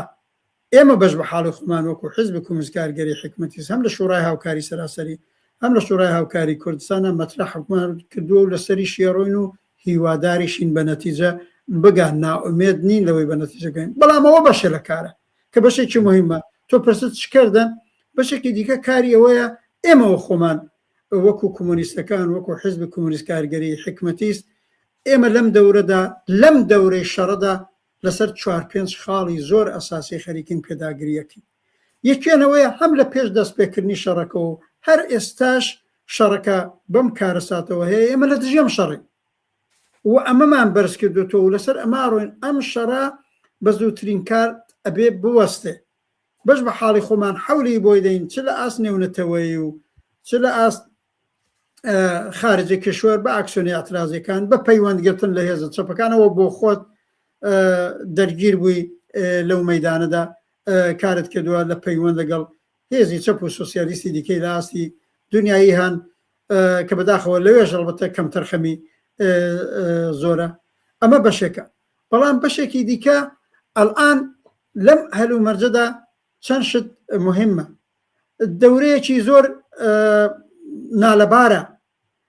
کۆمەڵانی خەڵک لەم دەورەدا احتیاجیان بە زۆرترین یەکگرتوویی اتحاد و هاوپشتی لەگەڵ یەکتری هەیە جمهوری ئیسلامی ئەو وەختەی شەڕیشی پێنەفرۆشرا بوو بۆ خۆی دژی خەڵکەکە بوو لە تەئمینکردنی بژیوی خەڵک تا سادەترین نیازەکانی خەڵکی بەراورد ناکرد و دژی بوو جا ئێستا ئەم شەڕەش ڕووی داوە ئەبیسینەوە لە سەطحی هەر شارە و هەرگەڕەکە لە تەئمینکردنی مەعیشەتی ژیانەوە تەئمینکردنی ئەمنیەتەوە ئاگا لەبوون یەکتری خەڵکێکی زۆر لە شاری تاران و شارە گەورەکان ئاوارە بوون بۆ ئەملاولا حەوانەوەی ئەوانە یعنی منزورمە جارێکی دیکە احتیاج بە هاوکاری هاودڵی هاوپشتی بینی کۆمەڵانی خەڵک زۆرە ئێمە لەسەرەوە یەکێ لەو خاڵانەیاڵین کۆمەڵانی خەڵک لە هەر کوێکە هەن لە شار و لە گەڕک لە شوێنی کار لەم دەورانەدا خۆتان ڕێک بخەن شەبەکە و کۆمیتە و ڕێکخراوی کۆمەگەیاندن بە یەکتری یا ڕێکخراوی هاوکاری و ئێمە پێڵین نەهادی هەمیاری لە نێو خۆتانە دروست بکەن لە دەورەی کۆرۆنا دروستیان کرد لە بازە شارێک زۆر کۆمەکی کردن لە دەورەی زەلزەلا بوومەلەرزە دروستیان کرد زۆر کۆمەکیان کردن ئەمە بە نەزانم یەکێ لەو شتانەیە لەم دەورەیە کارێکەکە ئەو شرایطە سەختە کارێک نەکا خەڵکەکە لێک دوور بکەنەوە و دەنەچە ئتحاد و هەمیاری و هاوکاری کۆمەڵانی خەڵک لە کاناڵی دروستکردنی کۆمیتە و نەهادەکانی هەمیاریەوە زۆر مهمە تاکیدی لەسەرەکەین بەشێکی دیکە ئەم شەڕە ئاسەواری نائەمنی هەر ئێستا نائەمنیەکی زۆر هەیە بەرحاڵ هەر گروپێکی چەکداری 12 کەسی توانێت لەم فرسەتە ئیستفادە بکە و بچێ ئەنواعی کارەسات بەسەر خەڵکی عادیە داسەپێنێ لە هەر شارە لە هەر دەیە لە هەر گەڕەکە لە هەر منتەقە وە بەتایبەت ئەم شەڕە پەرەی زیاتر بگەێ ئەم بێسوباتیە ئەم نائەمنیە زیاتر بێ ئێمە قسەمان لەسەر ئەوەیە کە لە شار و لە گەڕک لە دێ لە هەر کوێ ئەبێ واحدەکانی گاردی ئازادی دروست ببێ ئەمە ئیترە بێ خەڵکی تێکۆشەر و لاوانی هەر شارە و هەردەیە خۆیان ڕێخەن لە واحدی 3 کەسی 5 کەسی ئەگەر ئەوزعەکە ئاواڵەتر بۆ حتا لە دەستەدا زیاتر بۆچی و حتا خۆیان مسلحکەن بۆچی بۆ دفاع لە بۆ تەمینی ئەمنیەتی گەڕک ئەمنیەتی شار ئەمنیەتی حتا ئەگەر دانشگا و زانکۆیە کراوەتەوە خەڵکەچێت لەوێنە دەرسە خوێنێ بە دەستەیەکی حفازی ئەو خوێندکارانە لێوە بن هەرچەند ئێستا دانشگا و هەموو شتێک داخراوە بەرحاڵ دەنەچە ئەمەش دروستکردنی واحدەکانی تەمینی ئەمنیەت کە ئێمە پیاڵین گاردی ئازادی یەکێتر دەتوانێت نێوەتری بۆ دابنێ یەکێ توانێت بە شکڵێکی دیکە سازماندا مهمەوەیە بێ ئەمنیەت تەمین بێ ئەمە خاڵێک ئێمە لەم دەورەدا زۆر لەسەری پێداگریەکەین و بەشێکی دیکە جمهوری ئیسلامی مەوزع بڕواتە پێشێ لە زۆر جێلەوانەیە کۆنتترۆل لە دەستی دەرچێت ئیدارەی گەڕک و شار و منتەقەی لە دەست دەرچێت و بە تایبەت دەڵان ئێمە لێرە لەسەر کوردستان زۆر قسەمان کرد ئەم ئەگەرە زۆر هەیە هەر وەک چۆن ساڵی 92 لە عێراق وای لە هات کوردستان عێراق زووتر لە هەموو جەیەکی دیکە لە ژێرچنگی بەعساتە دەرێ ئەوانە لێرەش لە ژێرچنگی جمهوری ئیسلامی بێتە دەرێ لێستاوە ئێمە ڕوومان لە جەماوەرە ڕوومان لە کرێکاران و پێشڕەوانی ئەو کۆمەلگایە ڕوومان لە لەوانی تێکۆشەرە عەقبەت لە شار و گەڕک و هەر شوێ بۆ شەرایەتێکی وە خۆتان ئامادەکەن شوراکانتان دروستکەن شوراکانتان پێک بێنن دروستی بکەن بەڕێوەبردننی گەڕک و شار و منتەقەکەتان لە تەریقی شوراکانەوە بەدەستەوە بگرن نێڵن دار و دەستەی نظامی چ لە دەرونی جمهوری ئیسلامی و خۆدافسەوێنە بەسەر خەڵکە چ ئەم دار و دەستە و ئەم ئەحزابی مسلحەی کە ئەچنەوە خۆدا بسەبێن بەسەر خەڵکە بەڵام هاوڕە شەماڵ تۆ بۆ خۆت تەجروبەی شوراکانی کوردستان عێراق لەبیرە هەر لە ڕۆژی ئەوەڵەوە شوراکان ئەگەر خۆیان چەکدار نەکەن خۆیان مسلحی جەماوەری نەکەن مەزورمانەوەنی ئەم گروپ و ئەو گروپ ئەوە نەکەن کە قدرەتی دفاع لە حاکمیەتی شورایی وە لە جەماوەریان بێ ئەم ئەحزابی مسلحە خەنە پەراوێزەوە هەروەک لە کوردستانی عێراق وایان کرد ئێمە لەم ڕۆژانەدا لەسەر ئەم چەند خاڵە زۆر پێداگریمان کردووە و ئەلبەتە ئەبینم جەریاناتی دیکەی چەپیش کە لە نێو شوڕای هاوکاریدان ئینسافەن لەسەر ئەم کومیتە هەمیاری و هاوکاریانە لەسەر خۆ ئامادەکردن بۆ شوراکان بۆ ئەممانە پێداگریان کردووە تەنیا شتێک کە کەمی بینم لەسەری قساکەن باز لەوە ناکەن ئەو شوڕایانەی پێک بێت چەکدار بن ئەبێ مسلح بن بۆی دفاع بکەن لە ئەمنیەت و ژیانیان ئێمە لەسەرمانە پێداگریمان کردووە لەم بەتەوە بانگەواز و پەیاممان بووە هەر لە درێژەی ئەم باسوشتەی تر لە بەرنمەیەکی دیکەدا خۆت دەزانی من بانگەوازێک هەر لەم بابەتەوە ئەبێ و ئەمەی تر کۆتایی کار نییە ئەوزاعێکی زۆر پڕ ئاڵوگۆڕە زۆر کار لە دەستوری ڕابەران و پێشڕەوانی خەبات و مبارزە لە کۆمەلگای ئێران و کوردستانە و لێرەشدا هەیە بۆی ئەم دەورە ئاستەمە بە ئیرادەی جەماوەر واقعان خەتەرەکان کەمتر بکرێنەوە ئایندەیەکی باشتر تەزمین بکرێت زۆر باشە دەست خۆش منیش بیرم نەچێت لە کۆتایی ئەم باسەیە باسی ئەوە بکەم کە لە ڕاستیە کۆمونیستەکان و خەڵکی ئازادی خواز و چەپ و سۆسیالیست و هەمووانەی کە دڵیان بۆ ئازادی و یەکسانی یا لە کوردستانی عێراقی ژەبێ ئامادەی ئەوە بن کە بەهانای خەڵکی کوردستانی ئێرانەوە بێن هەر ئەمڕۆ ئەو شەڕ و ئەو بۆمبا بارانانەی کە لە شارەکانی کوردستانی ئێرانەکرێ تراجیدیایشی بە وجود هێناوە تراجیدیایشی پێکێناوە و ئەم شەڕە لە درێژەی خۆیان هەفتەیەکی تر بەخایانەیە ممکنە کەم و کوڕی لە هەموو لایەنەکانی ژیانە دروست ببێت کۆمەلگای ئێران خۆی بەدەست مەینەتیەکی زۆرەوە ئەیناڵان دۆخێکی ئابووری زۆر نالەباری هەبوو ئێستا دۆخی شەڕیشی دێتە سەر و ئەوانە لە ڕاستیە بە هەمان گوژم و بە هەمان ئەو هێزە فراوانە جەماوەری کە هاتە مەیدان بۆ داکوچیکردن لە ڕۆژاوا لە اینکە بەڕاستی بە هەر وتارێکەوە هات بێتە مەیدان خودی کۆبوونەوەی خەڵک لەو ڕیزە فراوانەیە بۆ داکۆشیکردن لە ڕۆژاوا و بۆ بەرگرتن بە کوشتاری خەڵکی ڕۆژاوای بڵین خەڵکی کوردستانی سووریا بۆ خۆی شتێکی زۆر هەنگاوێکی زۆر پێشڕە و هەنگاوێکی زۆر پۆزتیڤ بوو ئەبێ هەمان شتیش بۆ کوردستانی ئێران بۆ شارەکانی ئێران بێتە مەیدان و خەڵک لەم بابەتەوە لەم دیو سنوور بۆ ئەو دیو سنوور حسابیەوە نەکەن جەماوە دەتوانن بە هاوپشتی یەکتر زیانەکان و ئازارەکانی یەکتر کەم بکەنەوە ڕاستی بۆ ئەمە شەپ و کۆمونیستەکانی کوردستانی عێراق لە پێش هەمووانەوە ئەرچیان لەسەر شانە لەم ڕێڕەوەیە ڕۆڵی خۆیان ببینن و دەست پێشخەر بن و هەر ئێستا پێی ئەوە بکەنەوە کە چۆن لە نزیکترین ماوەیە بتوانن کۆمەک و یارمەتی زۆر بە زۆر ئامادە بکەن و چۆن کوردستانی ئێران لە ساڵی 1991 باوەشی بۆ خەڵکی کوردستانی عێراق کردەوە و کۆماڵەکانی خۆی نانی سەرخوانان لەگەڵا بەش کرد ئەمڕۆ ڕۆژگاری ئەوەیە کە خەڵکی کوردستانی عێراقیش یاخۆ خەڵکی هەرێمی کوردستانیش هەمان هەڵوێستی ببێ و لە هەمان بە هەمان گیانەوە بە هەمان هەستکردن بە بەرپرسیارەتیەوە ڕوبەڕووی ئەم دۆخەنا لەبارە ببنەوە لە کوردستانی ئێران. من شتێکی ئەوتۆم نەماوە هاوڕێ ڕەحمان ئەگەر شتێک نەماوە منش قسەیەک نەماوە بەڵام تۆ وەعدێکتدا بۆی بێ وەعد دەرنەچووێتە برێک لە کامنتەکان لە ئاخرەوە ئەگەر لە حەدی چەند زۆر باشە ڕاستەکەی بەڵام پێشەوە تۆ شتێکی زۆر باشت لە ماخرەوە وروژان ئەویش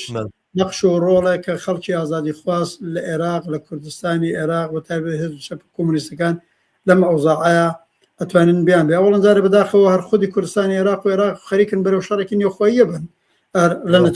یەکێ لە لێکەوتەکانیەتی ئەوە لە عینە حاڵە ئەینەن وایە ئێمە هێزی چەپ و کۆمونیستی ئێران و کوردستانی عێراق لە هەرکوێ ئەم دنیاە وات جملە لە عێراق و لە کوردستانی عێراق لە هەموو جێ زیاتر چاومان بڕیوەتە ئەو هاوپشتی و هاوبەستەگی و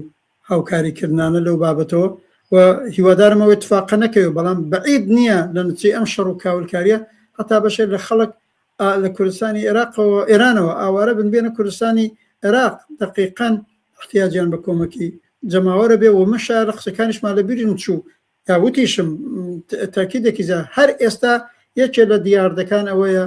لە شاری تاران و شارە گەورەکانەوە خەڵکی بێدەرەتان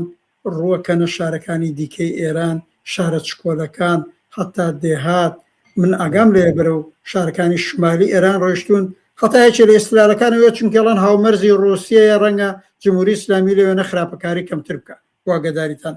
یا مەزرم هەیە منطقی ئاوای هەیە یا بەرەو شارەکانی کوردستان هاتوون دەرنەچەر لەم دەورانەدا بە پیری ئاوارەکانەوە چوون حەوانەوەیان لە کەناری خۆمان ماڵیان لەگەڵ بەشکردن تەزمینی ژیان و ئەمنیەتیان و کۆمەککردنیان بە تایبەت بریندار و سەدەمە دیدە لە ماجرایە زۆر بەوجودێ ئاگامان لەوانە بوون چ لە نێو خۆی ئێران لە کوردستانی ئێران چاگەر مەواردە ڕووی کردە کوردستانی عێراق زۆر پێویستە و پێم خۆشە چەند کۆمنتێکیش ئەگەر لە چەند دقەیەکە کۆمنتەکان زۆر نین بەڵام بەرحاڵ ئێمە قەولماندا بوو باش بوو فریام کەوتی کە تووشی ڕەخنە و گازندەی هاوڕیان نەبمەوە هاوڕێ ئیماد عەلی ئەڵێ بە بۆچوونی من گشت ئەمانە کە ڕوویدا تەنها بۆ هەندێکی لە دەسەڵات دارانی ئێران و ئیسرائیل و ئەمریکا بوو یاخود بەرکەوتێکی ئەوە بوو بەردێک لە چەند چۆلەکە درا بە تایبەت وێرانکردنی وڵاتانی کەندا بوو ئەوەی هەمیشە مەجبوری ئەمریکا بن پێشتر لەبەر بەرنامەکانی ترا ئەم نیگەرانیم باسکرد یاخود پێم وا بۆ کە ئێران ناڕوخێت بڵێ پێم وا بۆ کە ئێران ناڕوخێت ئەڵێ ئەم شەڕە بەردەوام بێت لە قازانجی ئەمریکا و ئیسرائیلە ئاوڕێ عومەر هەنگاوەڵێ ناسیۆنالیزمی کورد ئەم جارەش بێوی سەلمێنەکە مخەڕی بن کە وشەیەکی بەرحاڵ زۆر بڵێن کۆنە دێرینە نازانم تو ئاوڕێ ڕەحمانە زانیان زۆر ڕێزانم باز بەکاریە بردەی باز بەکارێ نابەرحاڵ من پێم باش نییە بەڵام ئەمەتی ڕێی بەڵام ئاوڕێک ئەنجەماکرێکاریش ئاماژەیەک بە قسەکانی ئەمڕۆی ئیبراهیمی عەلیزاداکە ئەڵێ قسەکانی باش بوون پێتر هەنێک کۆمنتی شاپەرستەکانی شاتۆ بەڕاستی جێگەیان نییەدایان بنێم لەبەرەوەی زۆر بە تووڕێی و بە ئەوانەوە لەسەر یوتوب و لەسەر یوتوب بە تایبەتی قسەیان نووسیوە کوردەکان نیشتیمان فرۆشن بەرحاڵەوە جێگەی نیە ئەسڵەن نیشانی بین بەرحاڵ ئەمانە کە ئەم کۆمنتانە بوون ئەگەر سەوباسێکت هەیە لەو بابەتەوە وەڵام سوپاسی مداخلەکەیانەکەم دەستیان خۆش بێ لەسەرەوەی ئەو دۆستەمان ئەمات بەقیەکەیم لەبیر نەمان نێوەکەی لەسەرەوەی شەڕەکە بەر ئەمریکا و ئیسرائیل پیان خۆش شەڕەکە بەردەوام بێ لەوەدا لەگەڵی هاوڕای نیم ئەوان بە دوای شەڕی کوردماوەن بە تایبەت ترامپ وتم ئستراتێژی ترامپ نەتانیاهو لەم شەڕەدا فەرقەکە ڕەنگە ئیسرائیلی شەڕی زۆر بەردەوامی ناوێت چونکی زۆر دەرەقەتی بوجە و مەخارجەکەی ناکە وان بە دوای شەڕی کورتماوەن هەر بۆیەکانە لەوانەیە کاولکاری زیاتر لە هەفتە دە ڕۆژی ئایندا بەوجود بێنن لەوانەیە شتی زۆر خراپتر بکەن بۆ ئەوەی جمهوری ئیسلامی بەچۆکا بێنێ بەڵام یەک قسە لە کامنتەکەیە دروستە لانیکەم ئیسرائیل پێی خۆشە ئێران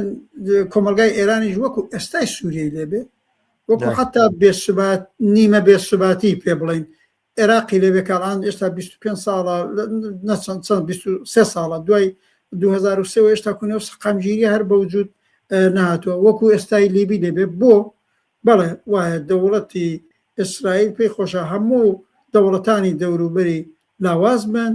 زەعیف بن کێشەی زۆریان بێ بەتایبەت ئێران کە وڵاتێکی گەورەیە حتا ئەگەر پەرەمپەرەمیش بێ تیکە تیکەش بێ ئەو پێی ناخۆش نییە لەوەیە حەقێتی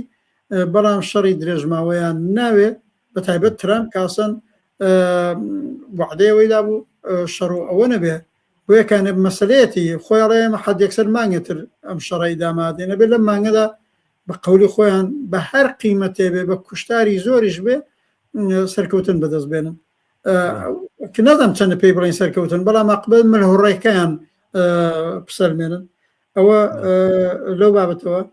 قسەکانی ئەمڕۆ ئیبراهیمی علیزادە منیش گوێم لێ بووە بەشێکی باش بووە مثبت بووە کە لە دژی دەستێوەردانی ئەمریکا و ئیسرائیل و هاوپەیمانی ئەم ئەحزابە بووە بەڵام لاوازشی هەیە قسەکانی لە بەشی ئاخریە دووبارە ئەوەی ئێمە لەگەڵ ئەمە هاوپەیمانیە پەیوەندیمان هەرە بێ حاضر بە هاوکاری لەگەڵیان هەین یعنی ڕێگای کردوتەوە کەماکان بۆ ئەوەی پێی مەسلحەت لە ئایندەی نزیکە بەتایبەت لەژێر فشاری باڵی ڕاستی نێو خۆیاندا پیان پەیوەست بێ ئیتفاقانەوێ ئاگەمان لەم بەشە بێ بۆ یەکانێ لە هاوڕم جەمال کرێکارەوە گرتووە هەر ئینسانێکی چەپ و سۆسیالیستەوە لە هەر چۆ دەنگەگە اتفاقانە بێ ئەم هۆشدارە بە جەریانەکەی تحتی مەسئولیەتی ئیبراهیمی علیزادە بدرێ پەیوەست بن بەم شەش جەریانە ئیتر ئابڕوویەکیان بنێوی چەپ بۆ نامێنێ تۆ پەیوەست بی بە هاوپەیمانی ترامپ نەتانیاهو ئیتر نێوی چەپی چی نێوی هەخوازی چی فیشەکی ئینە کۆتاییە ئیتر ئەلان من ئەوەی ئاگادارم و ئەزانین خۆ هەشە لە نێو ئەو جەریانەدا خۆی بە چەپ ئەزانێ لەسەر ئەوە ئاڕوە کە نابێ بچێتە ئەو بەرەی ڕاستەوە کە نابێت بن بۆ هاوپەیمانیە دەنەسە بەنەزەم وەزیفەیە هەر هێزەکە